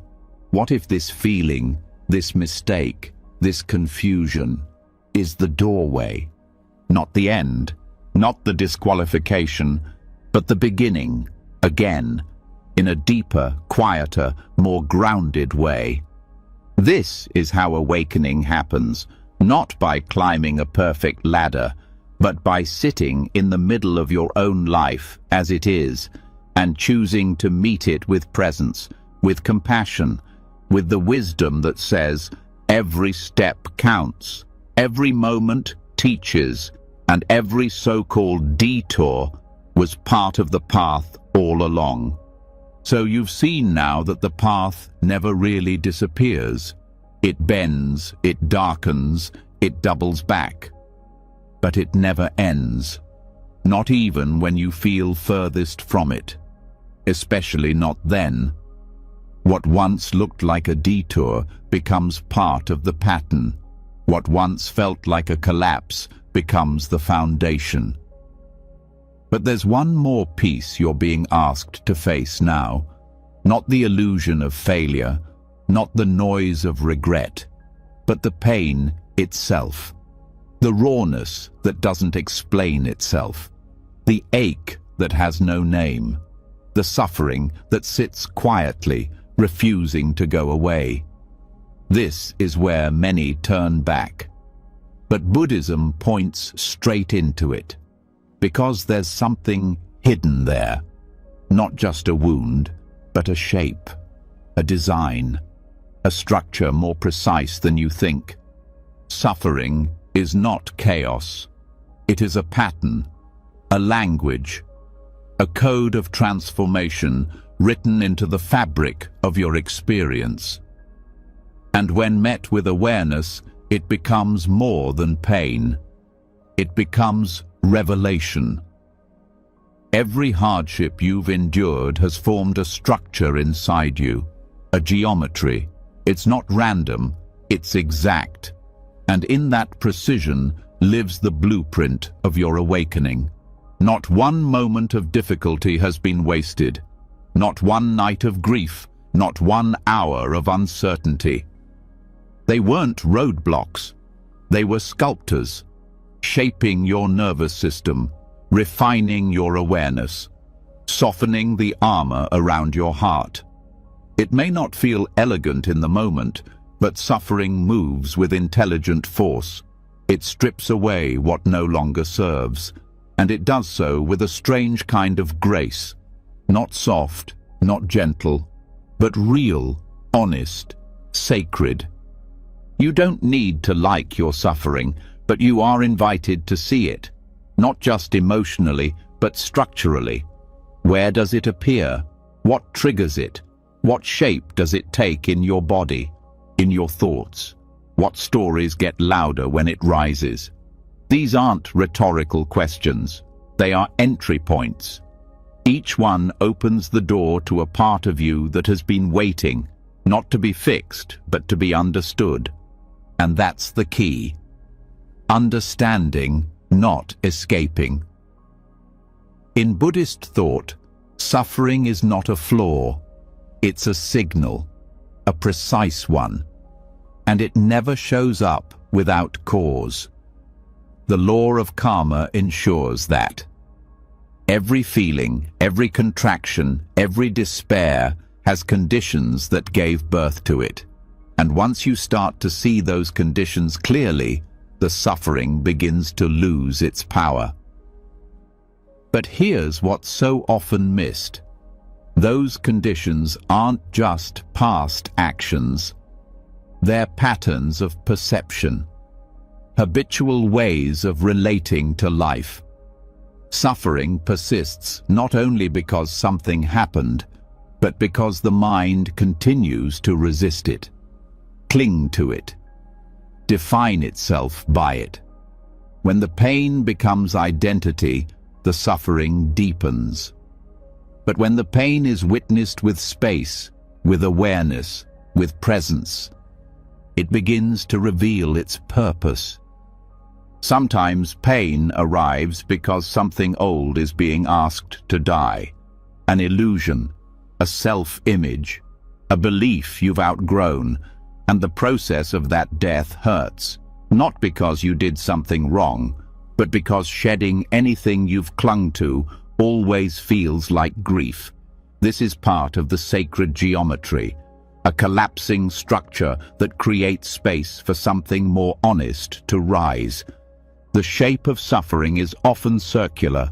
Patterns repeat, lessons return, the same fear, the same story, the same tension. But the circle isn't punishment, it's opportunity. Each time the pain comes back, you have the chance to meet it differently, to respond from a deeper place, to interrupt the cycle not by pushing it away, but by finally staying with it long enough to see what it contains. And it always contains something. A message, a truth, a shift. But you only access it by going in, not around. Some suffering builds pressure, slowly, quietly. The kind you carry in your body but never speak of. A tightness in the chest, a shallow breath, a subtle bracing against life. This kind doesn't explode, it erodes. It wears down your sense of safety over time. But even this kind carries form. Its shape is the exact outline of your neglect. Not because you didn't care, but because you didn't know how to stay. You can learn now. You can relearn how to sit with discomfort and hear what it's actually saying. Not the surface story, but the deeper one. The one that begins with, "I've been holding this for a long time." and I don't want to hide anymore. Other suffering comes like a strike, sudden, shattering. It doesn't give you time to prepare. It tears something away. A person, a certainty, a future you thought was yours.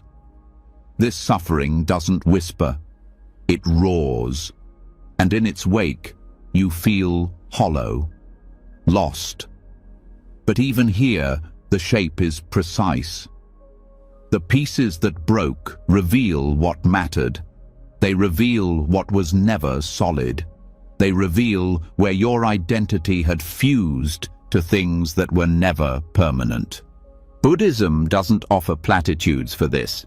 It doesn't call it a blessing to make the pain easier. It simply says, see it, meet it, bow to it if you must, cry through it if you need to. But know that what feels like destruction is not meaningless. It's the rearranging of your inner architecture, so that the next time life shakes, you are less likely to collapse. There is also a form of suffering that arises from resistance to joy, a quieter, more hidden pattern. It's the pain of not letting yourself fully feel what is good, of numbing when kindness appears, of dismissing love, of expecting the rug to be pulled. This too has a geometry, one shaped by old betrayals, inherited fear, unmet grief. And it too must be seen clearly, because the heart cannot open fully if it fears its own joy. The most precise spiritual teachings are not written in text. They are etched into your life, and suffering is the ink. The pain you've lived through is not just memory, it's instruction.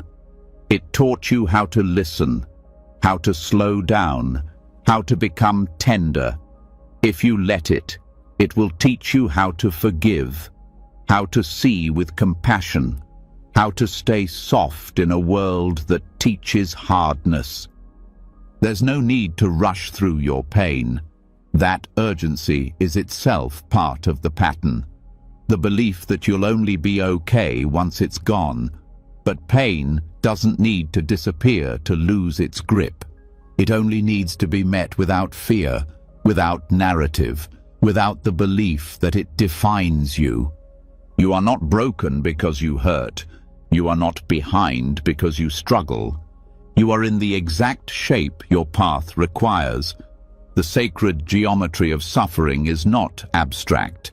It is felt in your bones, in your breath, in the places you flinch without realizing, and slowly, with practice, you start to trace its outline. You begin to see the loops, the spirals, the angles that once cut you and now teach you. What was once sharp becomes a map, not out of pain, but through it. Not to escape, but to embody. Because awakening isn't about escaping the human experience. It's about being so present inside it that you begin to see the intelligence of every difficulty, every edge, every shatter. This is not theory. This is the kind of knowledge that sits in silence with you when you have nothing left to fix, when the grief doesn't need a reason, when the body remembers something the mind forgot. And even then, even in that quiet, you are still on the path. There are no wasted tears in this tradition, no meaningless ache. Every part of your pain has been shaped with care, not to harm you, but to return you, to yourself, to this breath, to this moment. So let the pain speak. Let it shape you, not into someone new, but into someone real. So much of what hurts isn't just the pain itself, it's the fight against it. The tension, the bracing, the story that says, this shouldn't be happening. That reflex is natural, it's ancient, but in the light of Buddhist wisdom, It's also what deepens the wound, because what we resist doesn't disappear. It expands, it pushes back, it holds its ground inside us until we break or soften. And in that moment of softening, when resistance drops, we don't just survive the pain, we transmute it. This is the power of non-resistance, the rare and radical act of accepting reality without conditions, not because we enjoy the discomfort, not because we agree with what's happening, but because we recognize the cost of denial, because fighting the moment never frees us from it. It only binds us tighter. Non-resistance is not weakness. It's not giving up. It's the opposite. It's a quiet, grounded strength that says, I will no longer waste energy rejecting what already is. That shift doesn't remove the pain, but it changes the texture of it. It becomes less sharp, less sticky, less personal. The suffering remains, but the suffering about the suffering begins to dissolve. This isn't just a mental trick. It's a full-bodied release, a surrender that begins in the nervous system, in the breath, in the clench of your jaw or the grip in your chest. When the body stops resisting, the mind starts to soften. And in that softening, reality reveals something different. It shows you that peace was never on the other side of fixing things. It was hidden beneath your refusal to let things be. There is deep intelligence in the Buddhist view of acceptance, not passive acceptance that allows harm or turns away from injustice, but a fierce, alert, compassionate acceptance that starts with presence, that says, before I change anything, I must see it clearly. Before I move forward, I must meet what's here. And when you meet what's here, fully, without resistance, you start to notice that the situation isn't always the real source of suffering. The inner war is, the refusal, the friction, the craving for something else. And when that craving releases, even just a little, you step into a kind of freedom that isn't dependent on your circumstances. It's deeper than external change. It's internal liberation. This is what makes non-resistance so transformative. It doesn't mean you never act, never protect yourself, never walk away. It simply means that your actions are no longer born from panic, from fear, from the desperate need to escape. They come from clarity, from peace, from a center that isn't shaken by discomfort. It's a strange thing.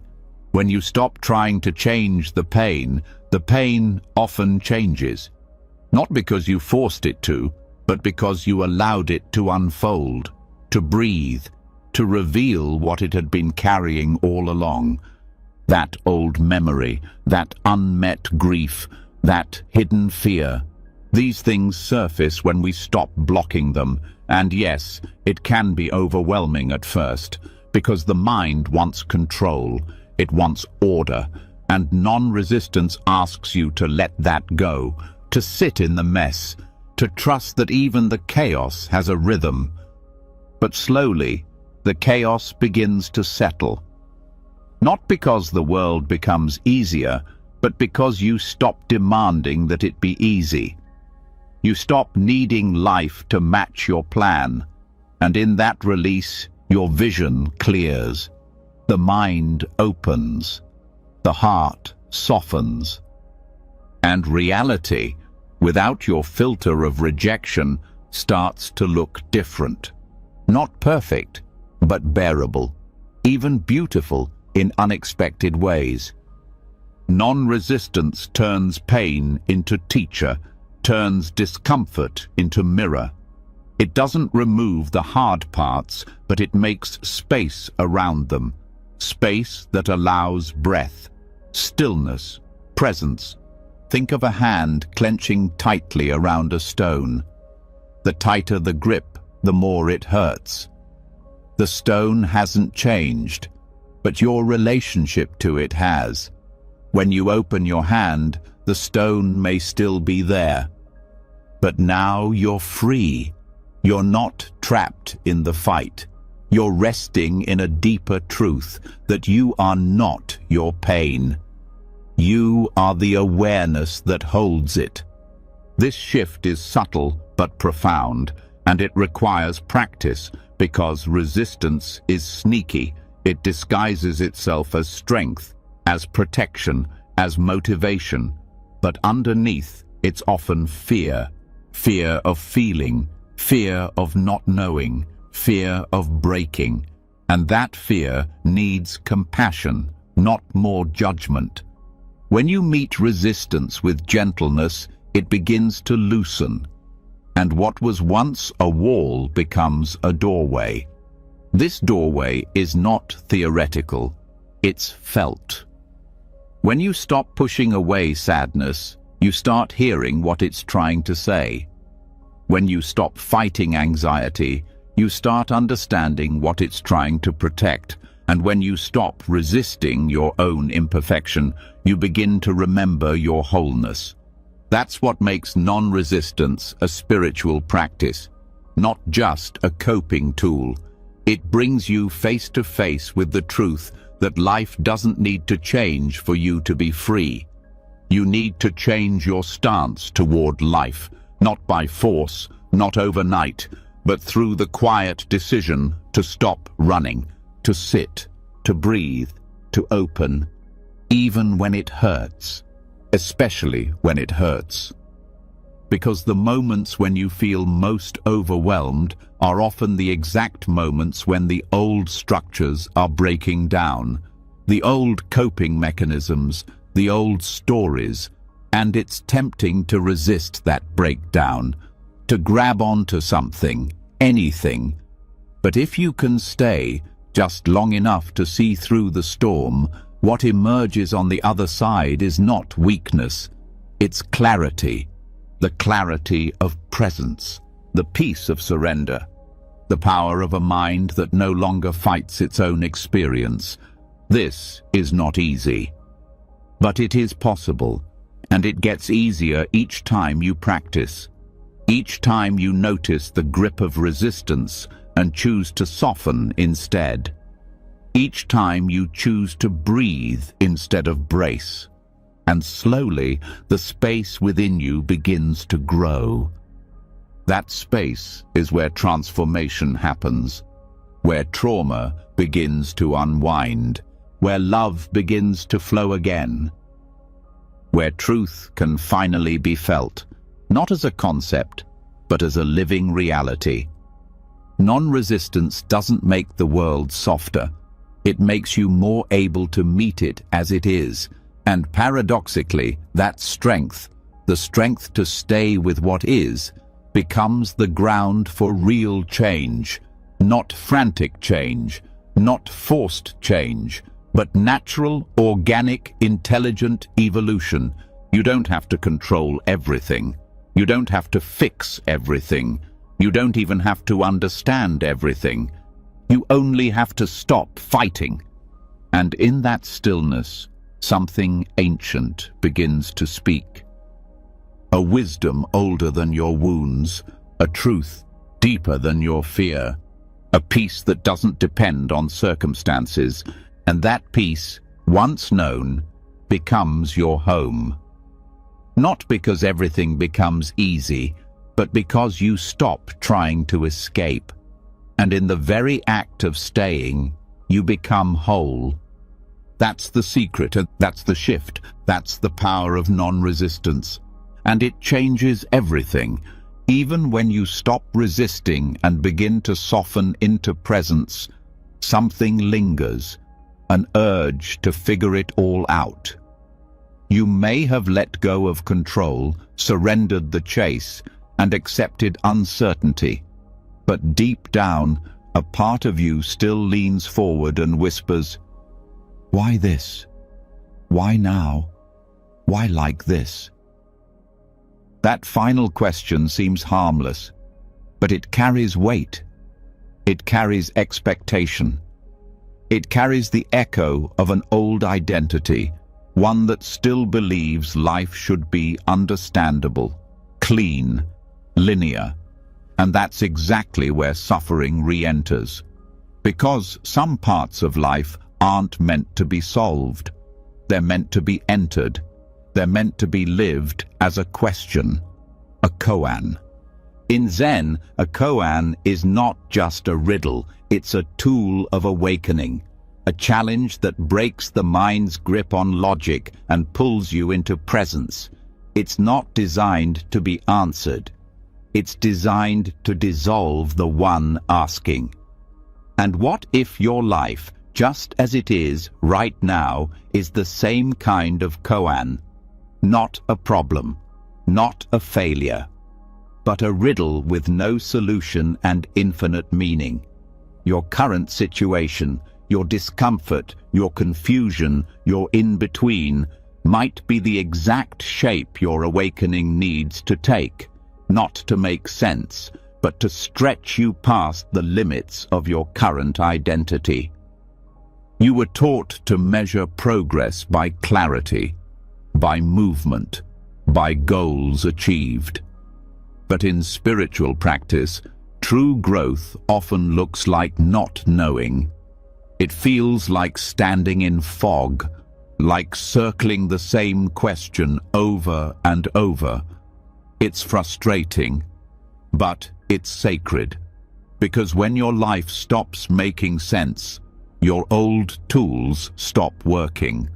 And in that silence, in that surrender, something more honest begins to rise. You stop performing wisdom and begin living it. You stop chasing certainty and start noticing presence. You stop needing to be somewhere else and begin arriving fully in the middle of not knowing. The ego doesn't like this. It wants patterns. It wants cause and effect. It wants to say, this happened because of that, and feel safe. But awakening doesn't always offer that. Sometimes it only offers the moment, bare, imperfect, unresolved. And that's enough. That's more than enough. Because when the story falls apart, you begin to meet life directly, without a filter. You begin to feel again. You begin to see again. Not through the lens of past and future, but through the eyes of presence. What you're going through right now might feel like a mistake, like something went off track, like life is punishing you or delaying your progress. But what if the opposite is true? What if this exact moment is where the real path begins? What if this confusion, this ache, this stillness is the doorway, not the detour? The koan of your life isn't asking you to fix it. It's asking you to sit with it, to breathe into it, to stop treating discomfort as something to overcome and start treating it as something to understand. And understanding doesn't always come with answers. Sometimes it comes with presence, with the simple, quiet act of staying. When you stop needing life to give you something different, it begins to give you something deeper. Not relief, but truth. Not clarity, but contact. You begin to feel the texture of your own experience. You begin to see that even the moments that don't make sense are woven with meaning, not always visible, but always real. The deeper you go, the less you crave resolution, because you begin to realize that peace doesn't come from having it all figured out. Peace comes from stopping the search.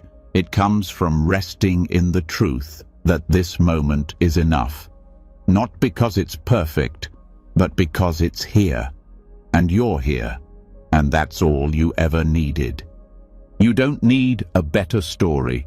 You don't need a new version of your life.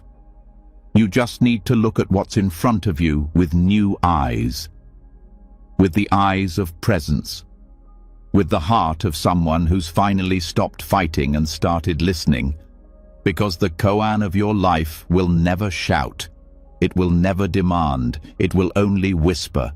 And only when you're quiet enough will you hear it say, "This, too, is sacred." The mind will still try to grasp, to explain, to label. That's okay. Let it do what it does. But don't follow it. Watch it. Love it. But don't believe everything it says, especially when it tells you you're off track. You're not off track. You're in the middle of the path, and the path just looks different now. It looks like stillness, like discomfort, like silence. But inside that silence, something is growing, something honest, something lasting. In Zen, a student can sit with a koan for years, not because they're slow, but because the point isn't to solve it. The point is to let it change them, to let it work its way through their resistance, through their beliefs, until one day the question stops being a problem. It becomes a doorway, a mirror, a companion. And in that shift, the student doesn't find an answer. They find presence. They find clarity, not in the mind, but in the body, in the breath, in the simple truth that everything they were running from was the exact thing that could set them free. Your life is doing the same. Every missed moment, every painful return, every question that won't let you go. These aren't punishments. They are openings. They are the precise shape your awakening needs to take. The edge that will crack you open. The pattern that will humble you. The riddle that will finally silence your need to solve. And in that silence, something more spacious will rise, not an answer, but a knowing, a quiet certainty that you don't need to get anywhere else, that you don't need to become anyone else, that you don't need to escape what's here. Because what's here, this moment, this breath, this ache, this stillness, it's not in the way. It is the way. The ego will keep reaching.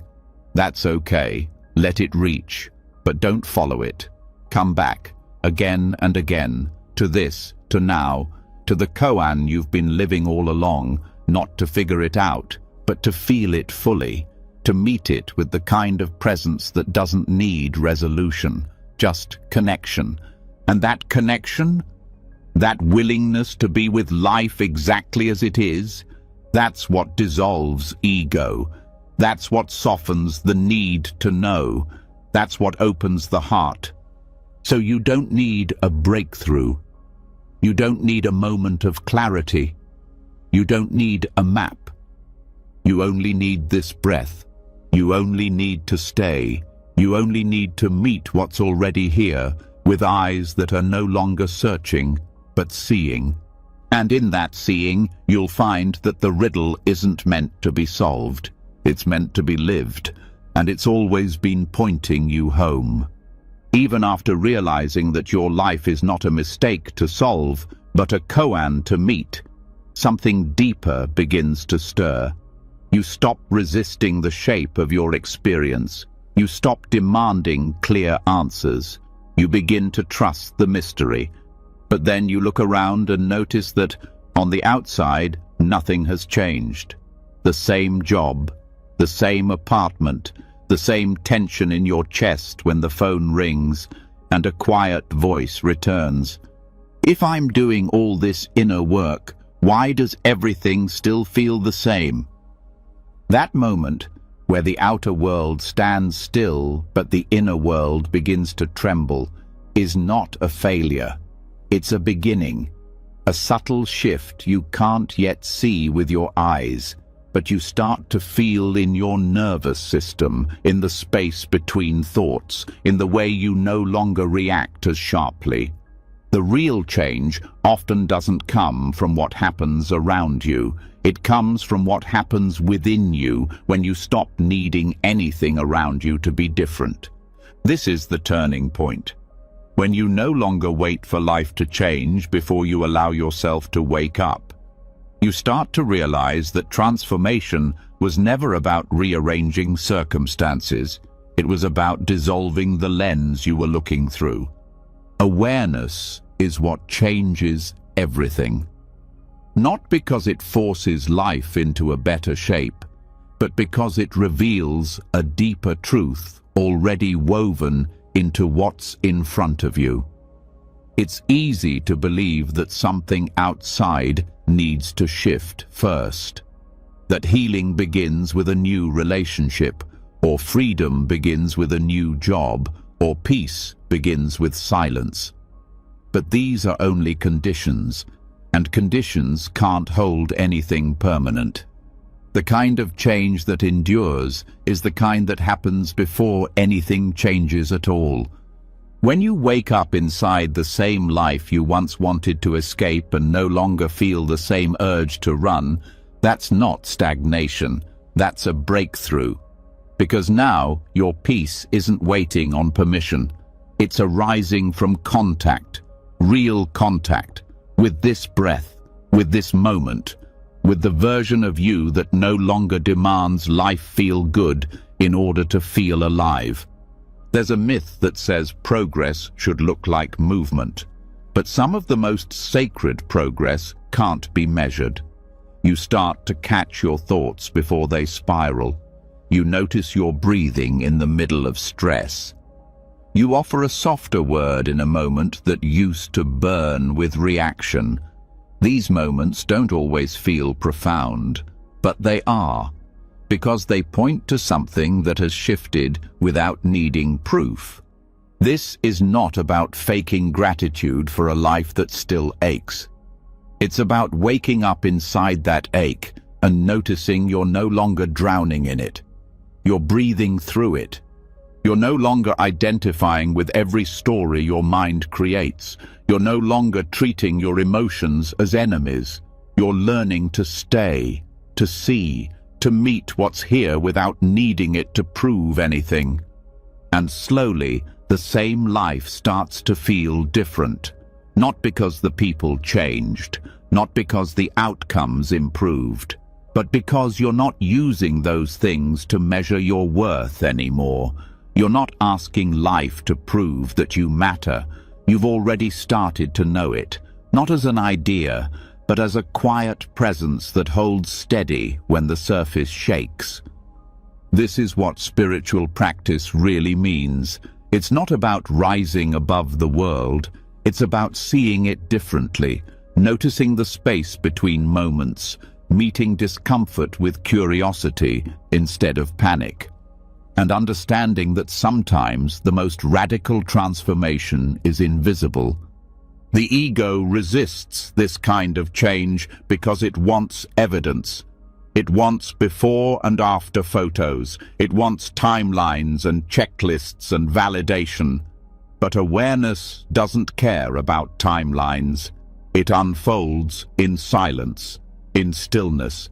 It invites you to notice that you're not reacting the way you used to, that you're no longer ruled by the same triggers, that you're beginning to respond from somewhere else, somewhere deeper. You might still feel the same emotions, but they don't own you anymore.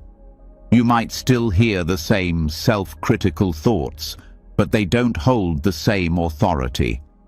This isn't regression. This is freedom. Not freedom from life, but freedom inside it. One of the greatest traps on the path is the belief that external change equals inner progress. But in truth, it often works the other way. When you stop needing the outside to shift, the inside begins to unfold. And that shift, however quiet, is permanent, because it's rooted in your direct experience, not in the ever-changing landscape of circumstance. So much energy is wasted waiting for the world to cooperate with our healing. But the world was never the source of your suffering. Your interpretation of it was. The pressure to be further, the comparison to someone else's timeline, the refusal to see this moment as worthy. These are the distortions that awareness heals. And once you start to see clearly, you don't need everything to change anymore. You start to meet what's in front of you with steadiness. You don't rush to fix. You don't shrink from discomfort. You begin to trust what's unfolding even if it doesn't match your preference. That trust is everything. Because once you stop needing to be somewhere else, peace finds you right where you are. The room doesn't need to be quieter. The job doesn't need to be better. The past doesn't need to be erased. Awareness doesn't erase pain, but it transforms your relationship to it. You become less identified, less gripped, more fluid, and the more present you are, the more you begin to notice the sacred inside the ordinary. The way sunlight lands on the wall, the weight of your body in the chair, the way silence speaks when you stop trying to fill it. These things don't look like transformation, but they are, because they pull you into reality. And reality, seen clearly, is enough. You don't need to keep chasing a version of yourself that finally feels good all the time. You just need to meet the version of yourself that's already here. With kindness, with patience, with the awareness that everything you need to wake up is already present. It's not later, it's now. When nothing changes on the outside but you feel lighter, don't ignore that. That's real.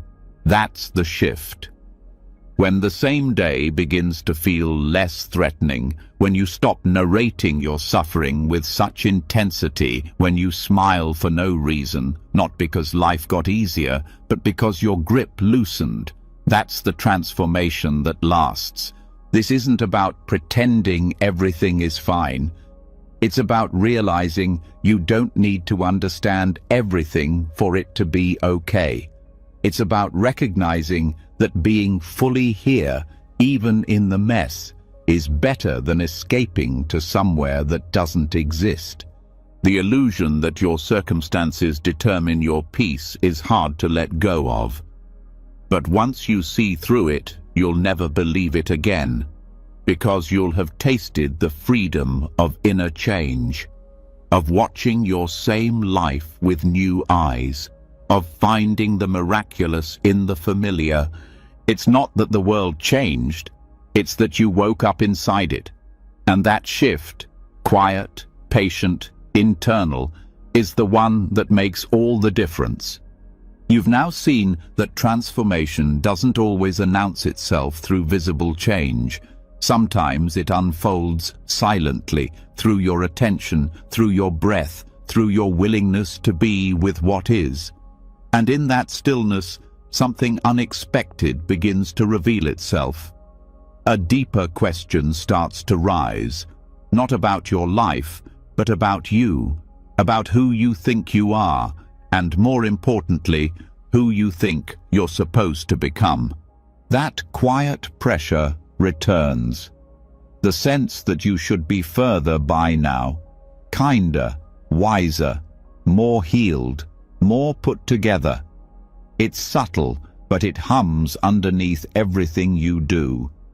A voice that insists, you're not quite there yet. And that voice has a goal, a better version of you. One that's more spiritual, more disciplined, more deserving of peace. But what if that version doesn't exist? What if that entire idea of self-improvement as the path to wholeness is the very thing keeping you from peace? Buddhist wisdom doesn't say, become a better you. It says, see clearly. And when you see clearly, you realize there's nothing wrong with who you are. There never was. There are just layers, stories, habits, false identities that obscure your nature. The work isn't to fix yourself. The work is to stop believing you're broken. Striving to improve is often rooted in shame, not always the loud kind. Sometimes it's subtle, a low-grade sense that something about you is off, that if you just learned more, meditated more, healed more, you'd finally arrive. But arrive where? If the goal is peace and the method is self-rejection, you will never get there, because you cannot hate yourself into awakening. The belief in a better version of you creates a future-based identity, one that keeps postponing peace until you're more evolved. That version is always just out of reach, because the mind, driven by striving, can always find something else to fix. And this loop, constant effort to become, can feel noble, it can feel spiritual, but it's just another form of ego. Ego doesn't only show up in arrogance, it shows up in constant self-improvement, in the belief that the person you are today is an obstacle to overcome. That mindset sounds productive, but in truth, it keeps you away from the intimacy of your own presence, the presence that says you are not a project, you are already whole. The most powerful transformations don't come from becoming more. They come from becoming honest. Honest enough to see that much of what you've been trying to fix in yourself was never broken to begin with. It was just unaccepted. The parts you hide, the flaws you criticize, the impulses you shame, these are not mistakes in your design. They're invitations to soften, to love, to include. The path isn't about becoming something else. It's about remembering who you were before you started believing you weren't enough. That remembering happens not through effort, but through attention. When you sit with yourself long enough without trying to change, something gentle unfolds. You begin to notice your own breath without judgment. You begin to feel your emotions without shame. You begin to speak more truthfully, not because you trained yourself to, but because you stopped pretending. That's what it means to return to yourself, not as a polished version, but as the unguarded, unfiltered truth, the one who doesn't need to be enlightened to be worthy of love. There is nothing wrong with growth, but when growth is driven by self-rejection, it doesn't liberate, it exhausts. It becomes another way to postpone your life, another way to stay at war with your own being, and even when you reach a milestone, the satisfaction fades, because the voice that demanded more still whispers, "You could be better." You cannot build peace on a foundation of not enough. The desire to improve often carries the hidden belief that your worth is conditional, that if you achieve enough, you'll finally deserve rest. But rest is not a reward. It's your right. You don't have to earn your own peace. You only have to stop resisting it. Many spiritual paths fall into this trap, promising a perfected version of you if you just do enough practice, enough surrender, enough letting go. But Buddhism invites you to question the one who is doing all the effort. Who is the self that needs to become enlightened? And when you look deeply enough, you find that self doesn't actually exist. The self is a process, a collection of habits, memories, emotions, and stories. It isn't a thing, it isn't stable, and so trying to perfect it is like trying to polish a cloud. It keeps shifting, because it was never solid to begin with. Instead of trying to become better, try becoming more present. That shift changes everything. When you're present, you don't need to be better. You need to be real. And when you're real, connection happens. Healing happens. Not because you forced it, but because you stopped blocking it. This is the paradox. The less you strive, the more you change. Because change doesn't require effort, it requires honesty. The honesty to meet yourself here as you are, and to say, I'm not waiting to love this, I'm loving it now. You've already been shaped by life in ways you can't undo. The softness you've gained didn't come from achievement. It came from staying present through difficulty. The compassion you've developed didn't arrive when you became better. It arrived when you suffered, when you hurt, when you stopped running from what you felt. That's the real you. The one who stayed, the one who endured, the one who kept breathing even when nothing made sense. Don't trade that truth for a fantasy of improvement. You don't need to be more spiritual. You don't need to be more productive. You don't need to fix your past, perfect your habits, or have it all figured out. You just need to stop abandoning yourself. Stop treating this version of you as a rough draft. This is it. This is the version that's living, feeling, growing. You are not a temporary version waiting for the real one to show up. This is the one who matters. And once you stop chasing something better, you begin to uncover something deeper. You begin to feel peace in the breath you already have. You begin to experience joy in the ordinary things. You begin to laugh more easily, cry more freely, rest more fully. Not because you earned it, but because you stopped withholding it. There's a softness in this realization, a return, not to who you used to be, but to who you've always been, underneath the effort. That self is not perfect, but it is real, it is kind, it is enough, and in the end, no one is waiting for you to become a better version. They're waiting for you to be more you, the honest you, the steady you, the one who no longer needs to prove anything to be at peace. That's the awakening, and it begins not when you become someone else. It begins when you stop trying to. So you've finally stopped chasing the future. You've dropped the idea that you need to be someone else in order to be worthy of peace. You've let go of the story that you're a project waiting to be completed. And in the stillness that follows, something else begins to rise.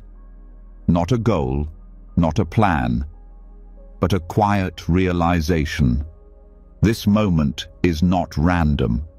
It isn't filler. It isn't a pause between where you were and where you hope to go. This moment is alive. It's designed with care. It's not just happening, it's happening for a reason. And the reason isn't external. It has nothing to do with outcomes or timing or luck. It has to do with your soul. Not in some grand mystical sense, but in a simple truth. The part of you that is deeper than personality, deeper than ambition, deeper than memory. That part knows exactly what it's here to meet. And somehow, without needing your permission, life has arranged itself to deliver the exact set of conditions for that meeting to occur. There's a precision to the present that the mind can't comprehend. The mind sees what's missing, what didn't work, what should have happened by now. But the soul doesn't deal in timelines. The soul deals in readiness, and when your inner world is finally prepared to resolve what's been left open, the present moment arrives carrying the very shape of that resolution. It might not look how you wanted. It might not feel gentle, but it's exact. Every person in your life right now, every delay, every silence, every question you keep circling, none of it is random. It's all part of a pattern unfolding with quiet intelligence. A pattern designed not for your comfort, but for your clarity. Buddhism teaches that everything arises from causes and conditions. Nothing appears out of nowhere. Nothing is accidental. And so, the moment you're in right now, this one, is the result of 1,000 threads. Some you can trace. Most you cannot. Some belong to your choices. Others belong to the karma of lifetimes. But all of it converges here. And when you meet that truth without resistance, something opens. You stop asking, "Why is this happening to me?" and start asking, "What is this showing me?" You begin to see that the very things you thought were mistakes are doorways. The people who trigger you are mirrors. The things you've been waiting on were never meant to arrive until something inside you was ready to hold them differently. There's no punishment in this design, only precision. Life isn't trying to prove a point. It's trying to help you remember something you forgot while reaching, something you lost while performing, something buried under years of distraction. And now, life has brought you the exact environment to bring it to the surface. Not all lessons feel noble. Some feel like loneliness. Some feel like loss. Some feel like nothing is happening at all. But still, the teaching continues. Because healing doesn't always look like breakthroughs. Sometimes it looks like sitting with the part of you that's tired of striving. Sometimes it looks like resting inside your ordinary day and noticing that peace isn't as far as you thought. You're not here by accident, and you're not in this phase of your life because you failed. You're here because there's something here you're meant to resolve. Maybe it's forgiveness, maybe it's truth-telling, maybe it's remembering how to be still without guilt, or how to receive without proving, or how to feel without apologizing. Whatever it is, this moment is tailored to it. Life knows how to wrap truth in the disguise of repetition. It knows how to bring you back to the same conversation, the same pattern, the same tension. Not because you're stuck, but because the lesson is still alive, and it won't leave until it's seen. You've already spent enough time running from this moment, trying to edit it, trying to fast forward through it. But now, something in you knows there's nowhere else to be. And that knowing is the beginning of freedom, because once you stop needing this moment to change, you begin to change in it. The present is not a placeholder, it's a container. It holds exactly what your heart is prepared to touch. Even if you don't feel prepared, even if you still resist it, the moment was chosen not by chance, but by necessity. A necessity born from love, not comfort, but truth. You don't have to love what's happening to trust that it belongs. You don't have to feel peaceful to know that peace is available. You only have to meet the moment with honesty, with presence, with the willingness to stop labeling this as not it. Because this is it, not forever, but for now. And for now is all life ever gives you. When you begin to see the moment as chosen, for you, not against you, you stop fighting it. You start listening. And when you listen closely, even pain begins to speak. Not in riddles, but in clarity. It says, "There's something here you're finally strong enough to feel. There's something here you're finally quiet enough to hear." This isn't about resignation. It's about recognition. recognizing that the soul doesn't speak in words, it speaks in patterns. It speaks through longing, through restlessness, through fatigue, through joy. And when you follow those signals with awareness, the present begins to feel less like a trap and more like a map. You might not know where it's leading, but you can trust what it's revealing. It's revealing what still hurts, what still waits, what still holds your breath hostage. And little by little, it's loosening that grip. Not all at once, but enough. Enough to soften the story that you're behind, enough to silence the belief that you need to catch up, enough to remind you that your timeline is not broken. It's sacred, even when it feels slow, even when it feels still, even when no one else understands. You don't need to explain why you're here. You only need to be here, fully, gently, with the kind of attention that says, I may not know why this hurts, but I know it's asking to be met. I may not know what's next, but I know this is where I'm supposed to be. That level of presence rewrites everything. It allows healing to unfold without urgency. It allows truth to rise without resistance. It allows you to belong to your life again, without needing it to look different first. This moment was not chosen at random. It carries your fingerprint. It reflects your readiness. It contains the exact ingredients needed for the next piece of your becoming. So let it teach you, let it hold you, let it change you, not into someone better, but into someone more whole. Because the version of you that's here now isn't waiting to be replaced, it's waiting to be remembered. And once you remember that, the moment becomes enough. And so do you. Once you begin to see that the present moment was not random, not punishment, but perfectly tailored to your inner unfolding, something shifts. You stop trying to escape. You stop asking when things will finally start. Because you realize they already have, right here, right now.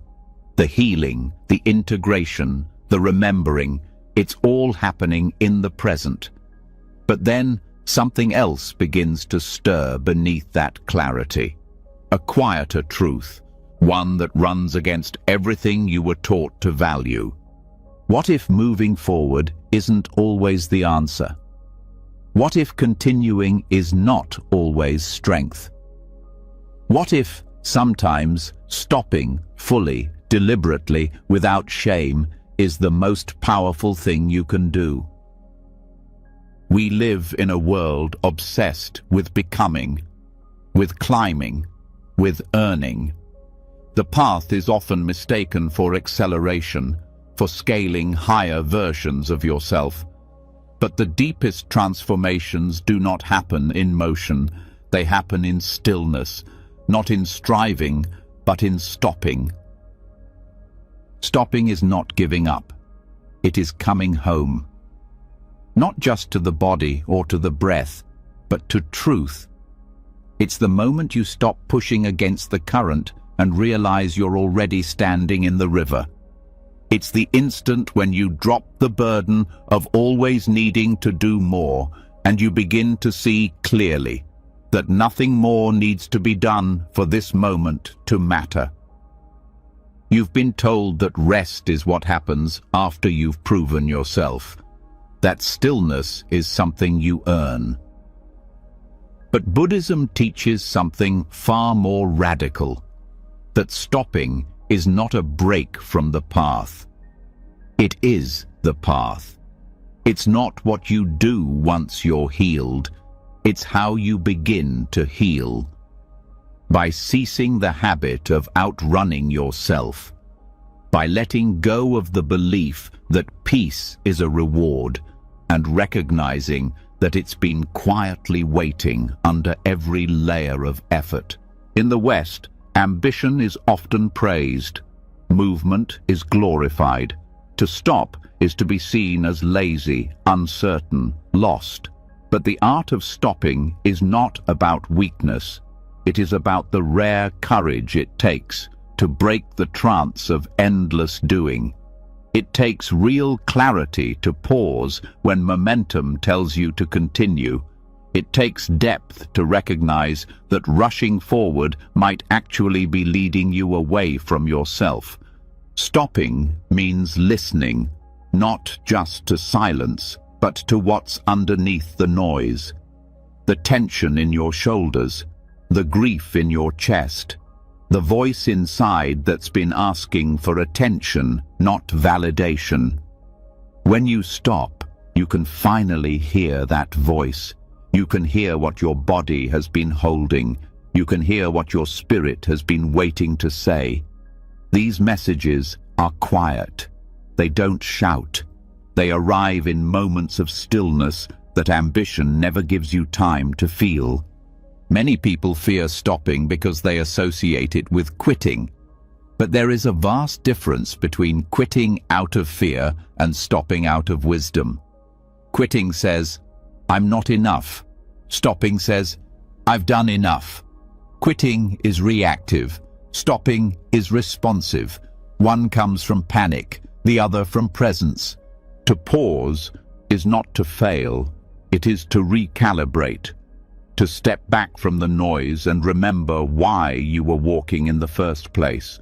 It's a return to intention, to the kind of clarity that can't be accessed when you're constantly chasing. Stillness is not the absence of growth, it's the soil in which real growth begins.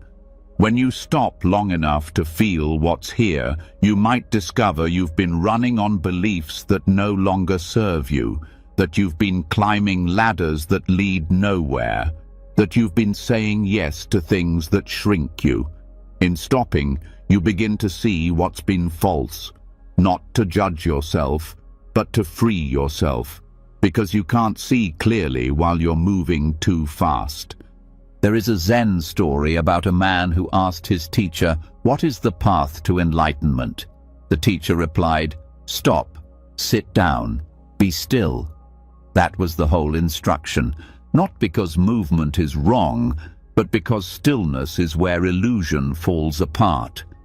When you stop, the masks fall, the roles dissolve, the ambition fades, and what remains is truth. Not a flashy truth, but a quiet one. The truth of who you are without effort. The part of you that isn't defined by what you achieve or fix or overcome. This doesn't mean you'll never move again, but it means that when you do move, it will come from wholeness, not from lack, from clarity, not conditioning, from depth, not desperation. The act of stopping breaks the cycle of unconscious striving. It gives you the space to remember that you are not a machine. You are not here to keep performing until you collapse. You are not here to constantly improve. You are here to feel, to wake up, to return. And in that return, something sacred happens. You begin to relate to time differently. You stop measuring your worth by your productivity. You stop organizing your day around what can be accomplished and start asking what needs to be felt, what needs to be honored, what needs to be released. Stopping is a form of devotion, a bow to the present moment, a surrender that says, "I trust life enough to rest inside it." That kind of trust cannot be forced. It must be cultivated. It must be remembered over and over, each time you feel the urge to fill the space, to chase the next goal, to prove your value again. In Buddhist practice, this kind of stopping is called cessation.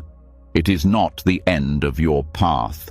It is the sacred pause that allows your path to become conscious. Without it, you're just reacting. With it, you're actually living. When you stop, you become sensitive again to beauty, to pain, to the parts of yourself you've silenced in the name of progress. And in that sensitivity, there is awakening, not dramatic, not immediate, but steady. It's the awakening of gentleness, of honesty, of choosing presence over performance. You don't need a crisis to justify your stillness. You don't need to break before you give yourself permission to stop. You can pause simply because you are ready to meet yourself again. That is the real power, the kind that doesn't come from climbing, but from grounding, the kind that doesn't come from acquiring, but from releasing, the kind that knows nothing you do will ever be as valuable as the awareness you bring to it. So pause, not just once. Pause as practice. Pause before you say yes. Pause when the pressure builds. Pause when your worth feels threatened. Pause when you forget you're already enough. And in that pause, feel your life again, because the point was never to get ahead. The point was to wake up. And sometimes the clearest step forward is the choice to stop. After everything you've tried to hold, after the effort, the striving, the pushing forward, and even the gentle decision to stop, something becomes clear. You've dropped the illusion that movement is always progress. You've rested in the power of stillness. You've let go of becoming someone better. You've started to trust the moment, even when it doesn't offer what you thought you needed. And now a deeper truth begins to rise. Not another thing to do, not another goal to reach, but a shift in perception so profound it dissolves the foundation of everything you once believed. What if the reason this moment is enough isn't because it's full, but because it's empty? In Buddhist thought, there is a word that many avoid, but it holds the key to everything: shunyata, emptiness. At first it can sound cold, void, lifeless. But emptiness, as the Buddha taught it, is not the absence of meaning. It's the absence of fixed meaning. It's the understanding that nothing you experience has an independent, permanent essence. And because of that, everything is possible. Everything is free. Everything is open to be seen, to be touched, to be understood as it truly is, without distortion. You may look at your life and see imperfection. You may see loss, delay, silence. You may wonder if this is really where you're meant to be. But through the lens of emptiness, you begin to understand. This moment has no fixed identity. It is not flawed or complete. It simply is. And that is its perfection. Not a static kind of perfection, but a living one. A perfection that comes from its openness, from its spaciousness, from the fact that it cannot be defined and therefore cannot be wrong. When you see your life through the filter of labels, you limit it. You judge it as good or bad, right or wrong, enough or not enough. But when you begin to rest in the truth of emptiness, you realize that all of those judgments were temporary. They were thoughts. They were not the thing itself. The thing itself, the moment, the feeling, the breath, was never the problem. It was the story around it that created suffering. Emptiness isn't a void to be filled. It's the space in which clarity appears. It is the groundless nature of everything you experience. And in that groundlessness, freedom becomes possible. Because nothing is stuck, nothing is trapped in what it used to mean. Not your past, not your pain, not even your identity. The most painful parts of life often feel so heavy because we assign them permanence. We say, "This is who I am now." This is what my life has become. But emptiness reminds you, nothing is fixed. Not your sadness, not your success, not your roles, not even your name. Everything is in motion. Everything is arising, existing, and passing away. And when you see this, not as an idea, but as a direct experience, suffering begins to soften. You begin to understand that what once felt solid is actually fluid, that what felt final is still unfolding. You see that what looked like failure was just a moment in a longer pattern, a breath, a movement, a wave, not a definition. Even the thoughts you've had about yourself, the ones you've repeated for years, I'm too this, I'm not enough that, those too are empty, not meaningless, but not inherently true. They are constructs, echoes. They can be seen, and if they can be seen, they are not you. You are the space they arise in. The teaching of emptiness doesn't require you to renounce life. It asks you to meet it with fresh eyes, to see the people in your life not through the filter of what they did or didn't do, but as ever-changing beings, just like you, shifting moment by moment. To see your situation not as a verdict, but as a wave in the ocean of conditions. To see your emotions not as truth, but as temporary weather patterns passing through a vast and open sky. Shunyata is not cold, it is compassion itself, because when nothing is fixed, forgiveness becomes possible. Rebirth becomes possible, stillness becomes spacious, and even grief becomes a teacher, not because it disappears, but because you no longer define yourself by it. This moment right now is not what you think it is. It's not what you've named it. It's not what you've decided it should be. It's empty of your ideas. And because of that, it's full of possibility, not in a future tense, but in the sense that you can finally meet it as it is, free from your projections. This moment is not weighed down by your past unless you carry that weight. This breath doesn't carry your story unless you attach it.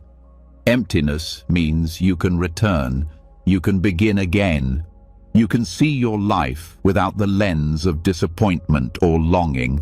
Just this, just now, just awareness meeting what is. When you truly see emptiness, even the smallest details start to shine. A sound, a smell, the way your hands move, the fact that you're still here, breathing, aware. And suddenly you understand why this teaching is at the center of the path. Not because it erases you, but because it frees you.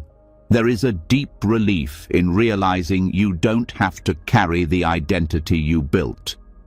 You don't have to uphold the roles that exhaust you. You don't have to keep chasing the version of yourself that the world applauds, because you were never that fixed person to begin with. You were always space, awareness, movement, a dance of conditions, light and sound and memory and hope and breath. And in that dance there's room for it all. There's room for confusion, there's room for stillness, there's room for grief and joy, sorrow and laughter, silence and song. You are not trying to get somewhere anymore. You are not trying to become something better. You are here, watching this unfold, and it is enough. Emptiness doesn't mean nothing matters. It means nothing is bound. And when nothing is bound, everything can be met with kindness. You can meet your fear not with analysis, but with space. You can meet your anger not with shame, but with understanding. You can meet your longing not with urgency, but with breath. That is why this is the right place, because it is the only place where anything real can happen. Not because it looks like success, not because it matches your vision board, but because it holds nothing that must be resisted. This place, this moment, is empty of inherent identity. But it is full of meaning when met with presence. And in that presence, the search ends.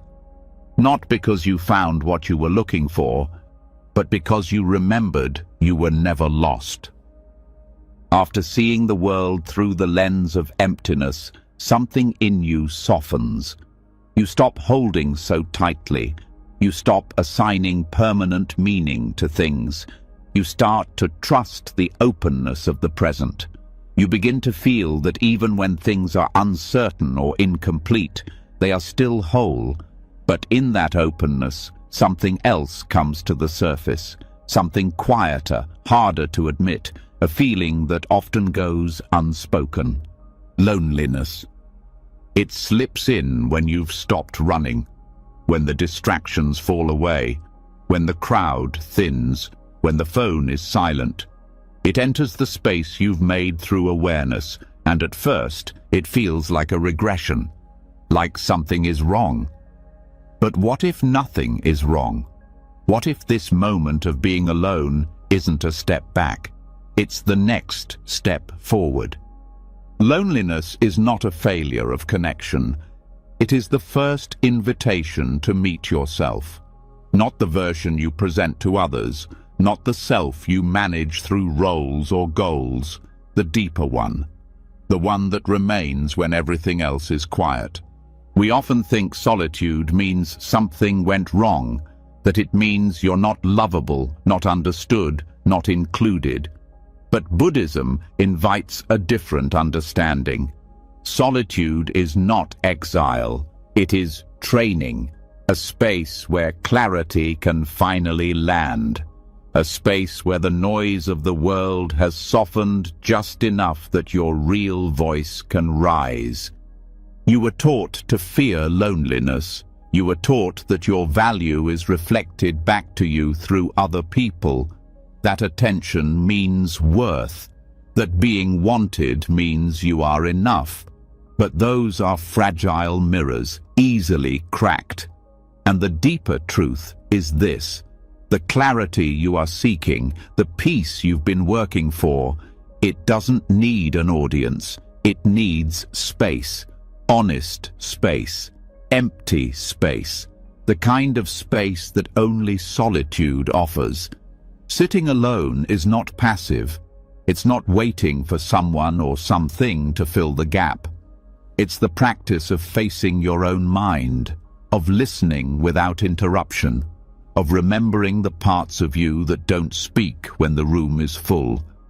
Loneliness becomes suffering when it's paired with resistance, when you believe you shouldn't be feeling it, when you assume it's a symptom of being broken or behind. But when you stop resisting it, when you sit with it like a teacher instead of a threat, it begins to open. It starts to reveal its layers. Beneath the ache, there is presence.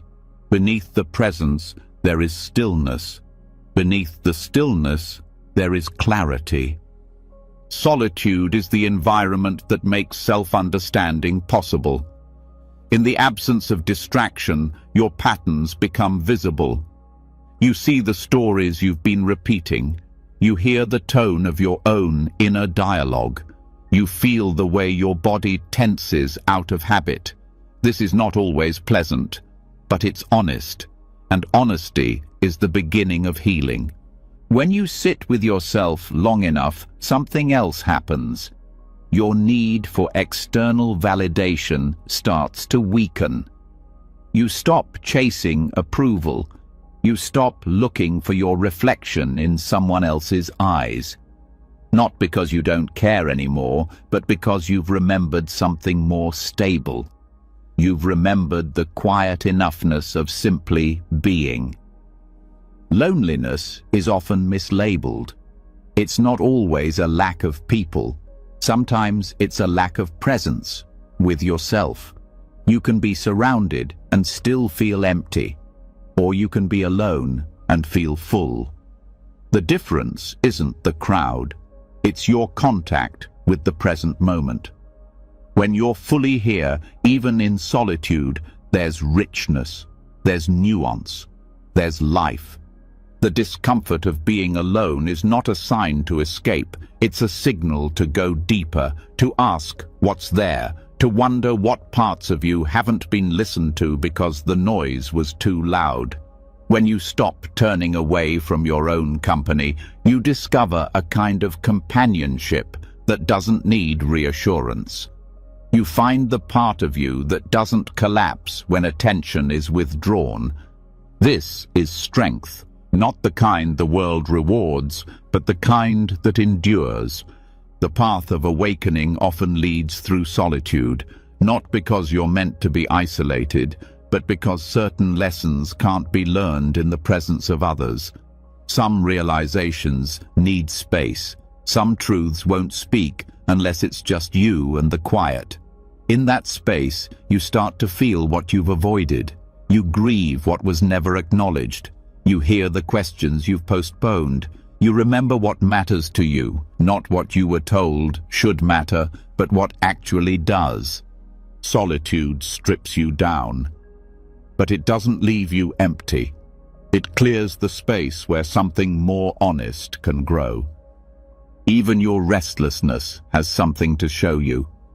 That twitch to reach for your phone, that itch to scroll, to call, to fill the gap. If you sit with it, not judge it, just sit, it begins to soften. And behind it, there's a small, steady voice that says, "You're okay. You've always been okay." The longer you sit, the clearer things become. You notice what's real versus what's reflex. You begin to see how much of your movement was driven by fear, how much of your effort was shaped by the need to not be alone. And once you see it, you have a choice. You can continue performing, or you can begin returning to the kind of presence that doesn't need to be seen to be valid, the kind that doesn't shrink in silence, the kind that doesn't panic when the text doesn't come or the plan falls through. Solitude becomes powerful when it stops being a reaction and becomes a choice. It becomes your anchor, your mirror, your reminder. You learn that peace is not in another person's voice, it's in your own breath. And once you can rest in that, you stop negotiating your worth. You stop trying to earn belonging through noise. You begin to belong to yourself. And when you belong to yourself, everything changes. Not because you've shut out the world, but because you've remembered that the world cannot give you what you refuse to give yourself: attention, presence, understanding, love. The lesson in loneliness is not how to avoid it. It's how to enter it without losing your center, how to meet yourself without flinching, how to sit in silence without needing it to end. And from that sitting, something rises. Not pride, not certainty, but clarity. A knowing that doesn't rely on circumstances. A softness that doesn't demand anything from others. A wholeness that does not disappear in the quiet. That's what solitude offers. Not escape, but return. Not punishment, but preparation. Not isolation, but deep, grounded presence with the only person who's been here through every chapter, yourself. Once you've sat with yourself long enough, once you've passed through the discomfort of your own silence, you begin to see something that once felt impossible. You are not waiting to become someone else. You are not waiting for your life to begin. You are here, and this is your life, and for perhaps the first time, you're not rushing to outrun it. But even in that clarity, another voice still lingers beneath the peace. A quieter belief that somehow you're behind, that you should have done more by now, that your timing is off, that you've missed your chance. This belief is so subtle, so common, that most don't even realize it's there. It hides behind ambition. It hides behind comparison. It disguises itself as motivation. But beneath it lies an ache, a quiet fear that your life is not where it's supposed to be. But what if that fear is based on a false measurement? What if behind and ahead were illusions? What if the only real time you've ever had is this moment, and the moment itself has never once been late? Buddhist insight teaches that the concept of time is something the mind creates. It organizes memories, projects into the future, and then uses those projections to judge the now. But life doesn't follow the mind's timelines. It unfolds according to causes and conditions, and those conditions are infinite. No one else has your exact karma, your exact experiences, your exact position in this moment. So how could you be behind anyone? The feeling that you're late is born from comparison, but you are not living someone else's path. You are not here to catch up. You are not a copy of anyone else's life, so their timing has nothing to do with yours. When you deeply understand this, something inside begins to relax. You stop holding your breath. You stop waiting for permission. You start seeing that your life didn't begin when you hit a milestone. It began when you started paying attention. The pace you've taken has not been a mistake. Even your pauses were part of the rhythm. Even your stillness was part of the unfolding. Even the moments you thought were wasted were building something you couldn't yet see. Because growth doesn't always look like momentum. Sometimes it looks like integration. Sometimes it looks like healing you didn't realize you needed. Sometimes it looks like rest, so that when the next door opens, you're strong enough to walk through it. There is a kind of suffering that comes from believing you've missed something, a life, a relationship, a purpose. But when you view the path through the eyes of Dharma, you begin to see that everything arrives precisely when the conditions are ready, not when the ego wants it, not when society expects it, but when your soul has opened enough to meet it. You may think you should have known certain truths earlier, but the version of you back then was not ready to hold them. And that's not failure, that's respect. Life doesn't give you more than your current awareness can hold. It waits, it invites, it brings the teaching again and again, not to shame you, but to gently prepare you. The reason you're encountering what you're encountering now is because now is the first moment you're truly able to hold it. The delay wasn't denial, it was preparation. It was space being made, quietly and patiently, for what was always meant to arrive. This realization unhooks you from the race. The race to accomplish, to prove, to earn your place. There is no finish line, there is no start line, there is only breath. And inside that breath, your life unfolds, not as something to chase, but as something to receive.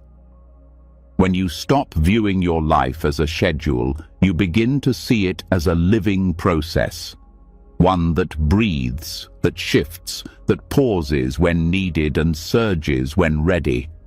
You begin to trust your own unfolding, not blindly, but wisely, not passively, but patiently.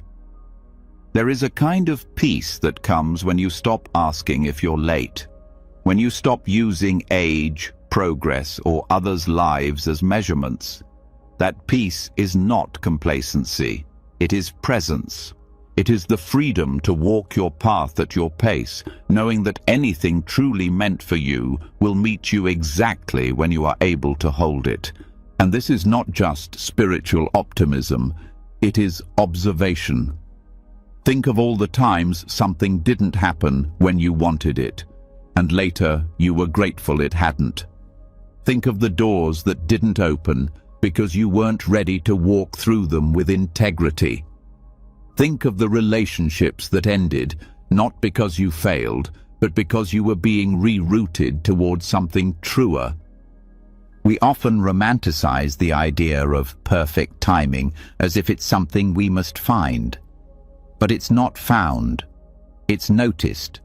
It's not controlled. It's honored. It happens not when the clock aligns, but when your awareness deepens, when your energy meets the moment with honesty. Every time you say, "I should be further by now," you are denying the perfection of now. You are rejecting the very conditions that were crafted by your own life force. But when you soften that voice, when you begin to trust the intelligence of where you are, even the waiting becomes sacred. Even the pause becomes a teaching. Right timing isn't just about when things happen. It's about how you meet what's happening. It's the internal readiness that cannot be faked. It's the presence that replaces panic. It's the grace that arrives when you stop rushing and start listening. If you feel like nothing is happening, look closer. Maybe something is maturing inside you. Maybe your values are shifting. Maybe your capacity for peace is deepening. These changes are invisible at first, but they are real. And they are often more important than anything the outside world can measure. We are conditioned to value speed, to reward early success, to fear being behind. But the Dharma doesn't rush. It doesn't panic. It doesn't run out of time. It simply unfolds. One step, one breath, one moment at a time. You cannot be late for your own unfolding. You cannot miss what is truly aligned. You can only delay your ability to receive it. And even then, life waits. It waits with patience. It waits with wisdom. It never shames you. It never punishes you. It simply continues to offer. And when you are ready, not perfect but present, you begin to notice that everything is arriving right on time. Not always according to plan, but always according to truth. So if you're feeling behind, pause, not to catch up, but to come back. Come back to the moment that never left you. Come back to the breath that asks for nothing but your awareness. Come back to the knowing that your life has always been waiting for you, not to improve, but to return.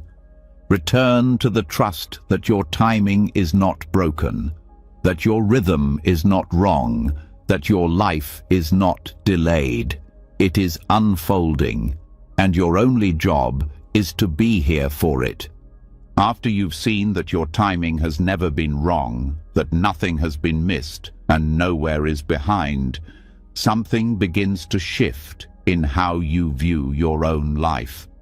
Not the future version of it, not the one shaped by vision boards or imagined successes, but the life you're living right now, the job you show up to, the daily responsibilities you carry, the ordinary roles you play that often go unnoticed.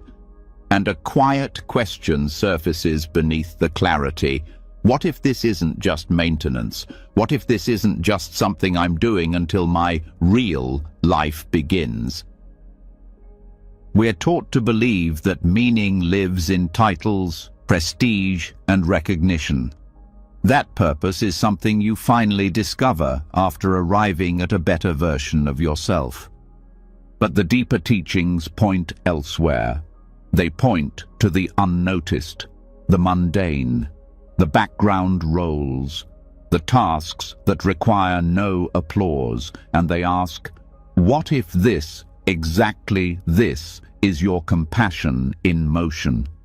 You don't have to be a teacher in robes or a healer on a stage to live a life of deep service. Some of the most powerful acts of compassion are hidden inside the roles that seem the most ordinary, making someone else's day easier, holding space without needing credit, cleaning, caring, carrying weight others don't see. These things don't look glamorous, but their impact runs deep. In Buddhism, the path of the Bodhisattva is the path of service, not in grand gestures, but in humble consistency, not in what looks spiritual, but in what nourishes the moment.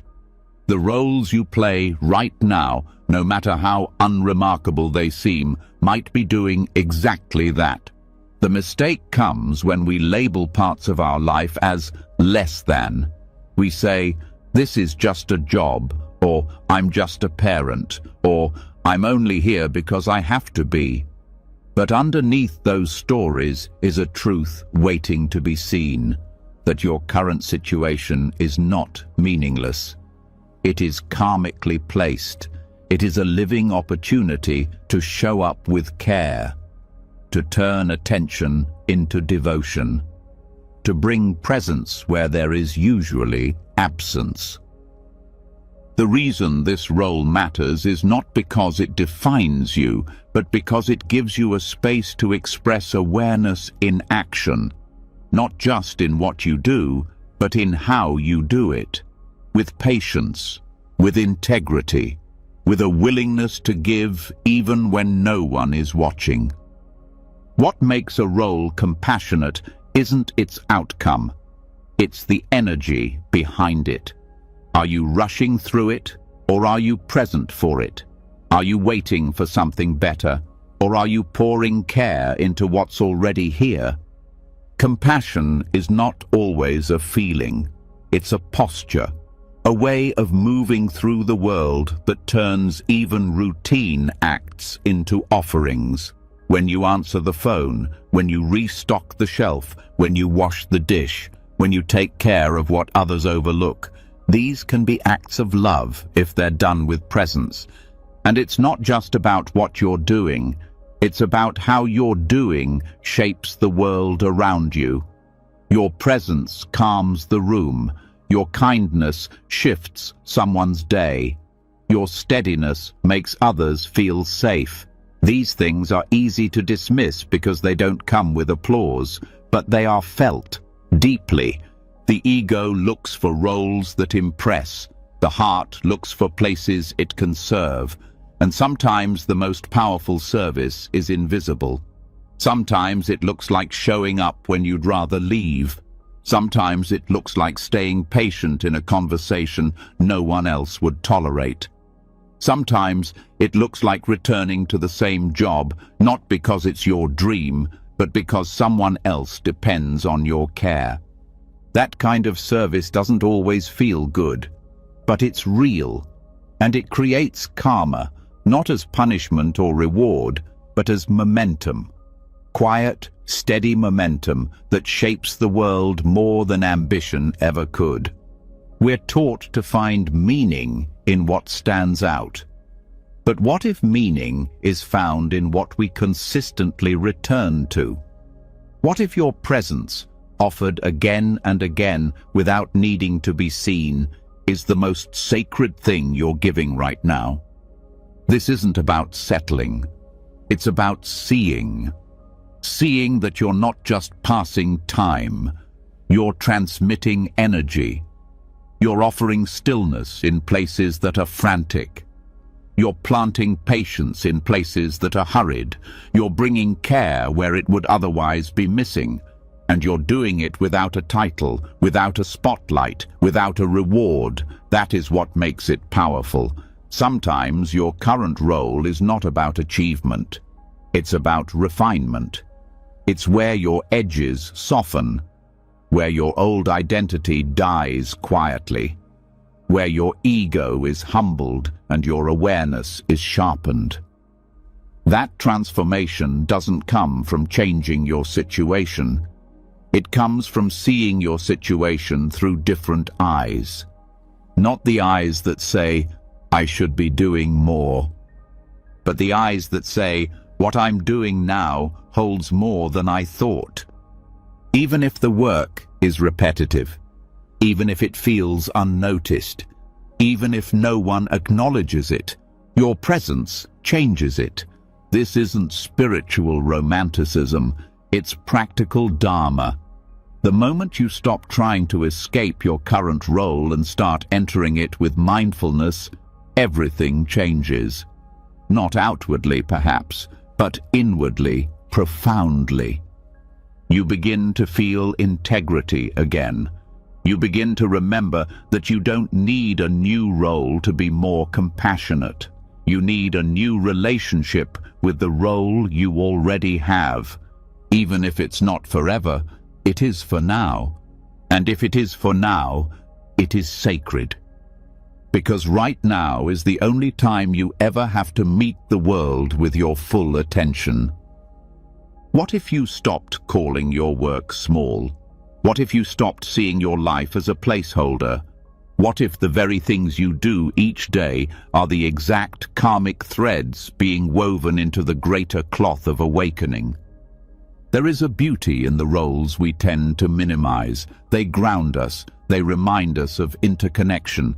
They show us that the path is not only found in retreat or revelation, but in routine, in rhythm, in the way we care when we don't have to. The Dharma is not far away. It's in the room you clean, the body you care for, the task you finish, the phone call you return with patience, the way you speak to the one person who tests your limits every day. And if it's all part of the practice, then nothing is beneath you. Nothing is outside the path. Nothing is wasted. This moment, this role, this breath, it's not ordinary. It's karmic compassion in disguise. When you begin to see your present role not as a placeholder, but as a living expression of compassion, something else quietly begins to shift. A deeper softening. A recognition that maybe this life you're living, the one with all its unpolished edges and unfinished corners, is not a delay. It's not a detour. It's the actual path. But even as that truth lands, another old voice returns, softer now, but still persistent, the voice that says it could have been different. It was supposed to look another way. I should have ended up somewhere else. This idea is subtle but powerful. It follows you in quiet moments. It compares you to your younger self's dreams, to other people's progress, to the image of a life that seems like it was somehow lost. And without realizing it, you start living next to your life instead of in it. You start grieving a version of the past that never existed. You begin to wonder if you've missed the better story. That story, the one where things worked out differently, is what the mind clings to when the present feels uncertain. It creates alternate lives, versions of you that chose differently, succeeded faster, loved more boldly, avoided the pain. And while these versions can feel comforting or motivating, they can also quietly drain you, because in their shadow, your real life starts to feel like a mistake. Buddhist awareness doesn't ask you to reject those thoughts. It asks you to see them clearly, to notice that the mind's projection of the life I should have had is not truth. It's habit. It's an echo of craving. Craving for control, craving for certainty, craving for a life that hurts less or proves more. But craving always leads to suffering, not because longing is wrong, but because it's tied to an illusion that somewhere out there a better version of life was waiting for you, and you missed it. The truth is, that version never existed. It was a mental projection, a composite of desires, fears, comparisons, and cultural conditioning. It was built from fragments. And no matter how vivid it feels, It was never real. What's real is here, this breath, this moment, this life. When you begin to release the fantasy of alternate lives, something unexpected happens. You stop mourning what never was. You stop blaming yourself for choices that could not have been made differently. You begin to realize that everything in your path, the detours, the relationships, the pauses, the quiet, wasn't blocking your life. It was shaping it. This doesn't mean everything happened for a cosmic reason. It means that everything happened because it did. And now you're here. And here is not wrong. When you believe there's a version of life that would have been better, you fracture your attention. Part of you remains tethered to a ghost. You begin to withhold presence from the life you actually have. You miss the texture of now because you're busy imagining something else. That imagination isn't harmless. It creates distance from your own heart, from the people around you, from the opportunities that are quietly knocking but can't be heard through the noise of regret. It's okay to grieve. It's okay to feel the tenderness of not becoming who you thought you'd be. But once that grief is honored, it's also okay to let it go. Not to betray your past self, but to honor the self that's here now. The one who kept going, the one who learned, the one who can still love and listen and soften. Mindful awareness doesn't erase longing. It simply brings it into the light. It lets you hold that longing with care and say, I see you, and I choose to stay. Not because the fantasy wasn't appealing, but because the real life you're in is the only one that can be touched. It's the only one where awakening can happen. Not the life that never came. Not the one that lives in imagination. This one. The more you live in awareness, the more the illusion of alternate lives begins to dissolve. Not in a sudden way, but gradually. You begin to feel less tempted by what if. You begin to smile more at what is. You stop measuring your worth by how well your life matches the blueprint you once sketched in your mind. And in that shift, there's freedom, because when there is no better version of your life waiting somewhere else, you stop waiting. You begin participating. You begin saying yes to the quiet morning, to the unglamorous task, to the perfectly imperfect reality of being human. This doesn't mean you stop dreaming or setting goals. It means your goals stop being driven by the fear of missing something. They start coming from a place of presence, of truth, of real alignment. You don't need to abandon your life to find purpose. You don't need to swap your story for someone else's. You only need to notice that the life you're in is still alive, and it's offering you moments, one after another. Moments that don't match the dream, but surpass it, if you're present enough to notice. Comparison loses its grip when you stop needing validation, when you stop imagining that someone else's life would fix what you're feeling. You begin to realize that the only place healing ever happens is in the life you're living now. This is where joy is, not dramatic, Instagram-worthy joy, but subtle, stable, grounded joy. The kind that grows not from fantasy, but from contact. The kind that arises when you stop measuring your life and start meeting it. Every time you return to now, you reclaim a part of yourself. Every time you breathe through the impulse to reach for a different version of life, you come home. You remember that presence isn't a reward for figuring it out. It's the beginning of everything. There are no alternate lives. There is only this one. And this one, however incomplete it feels, is whole.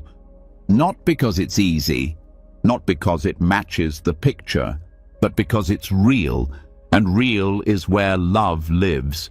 Real is where growth happens. Real is where you finally stop performing and start being. You don't need the life you imagined. You need the life you can touch, and it's already here. So now you've heard it, all of it.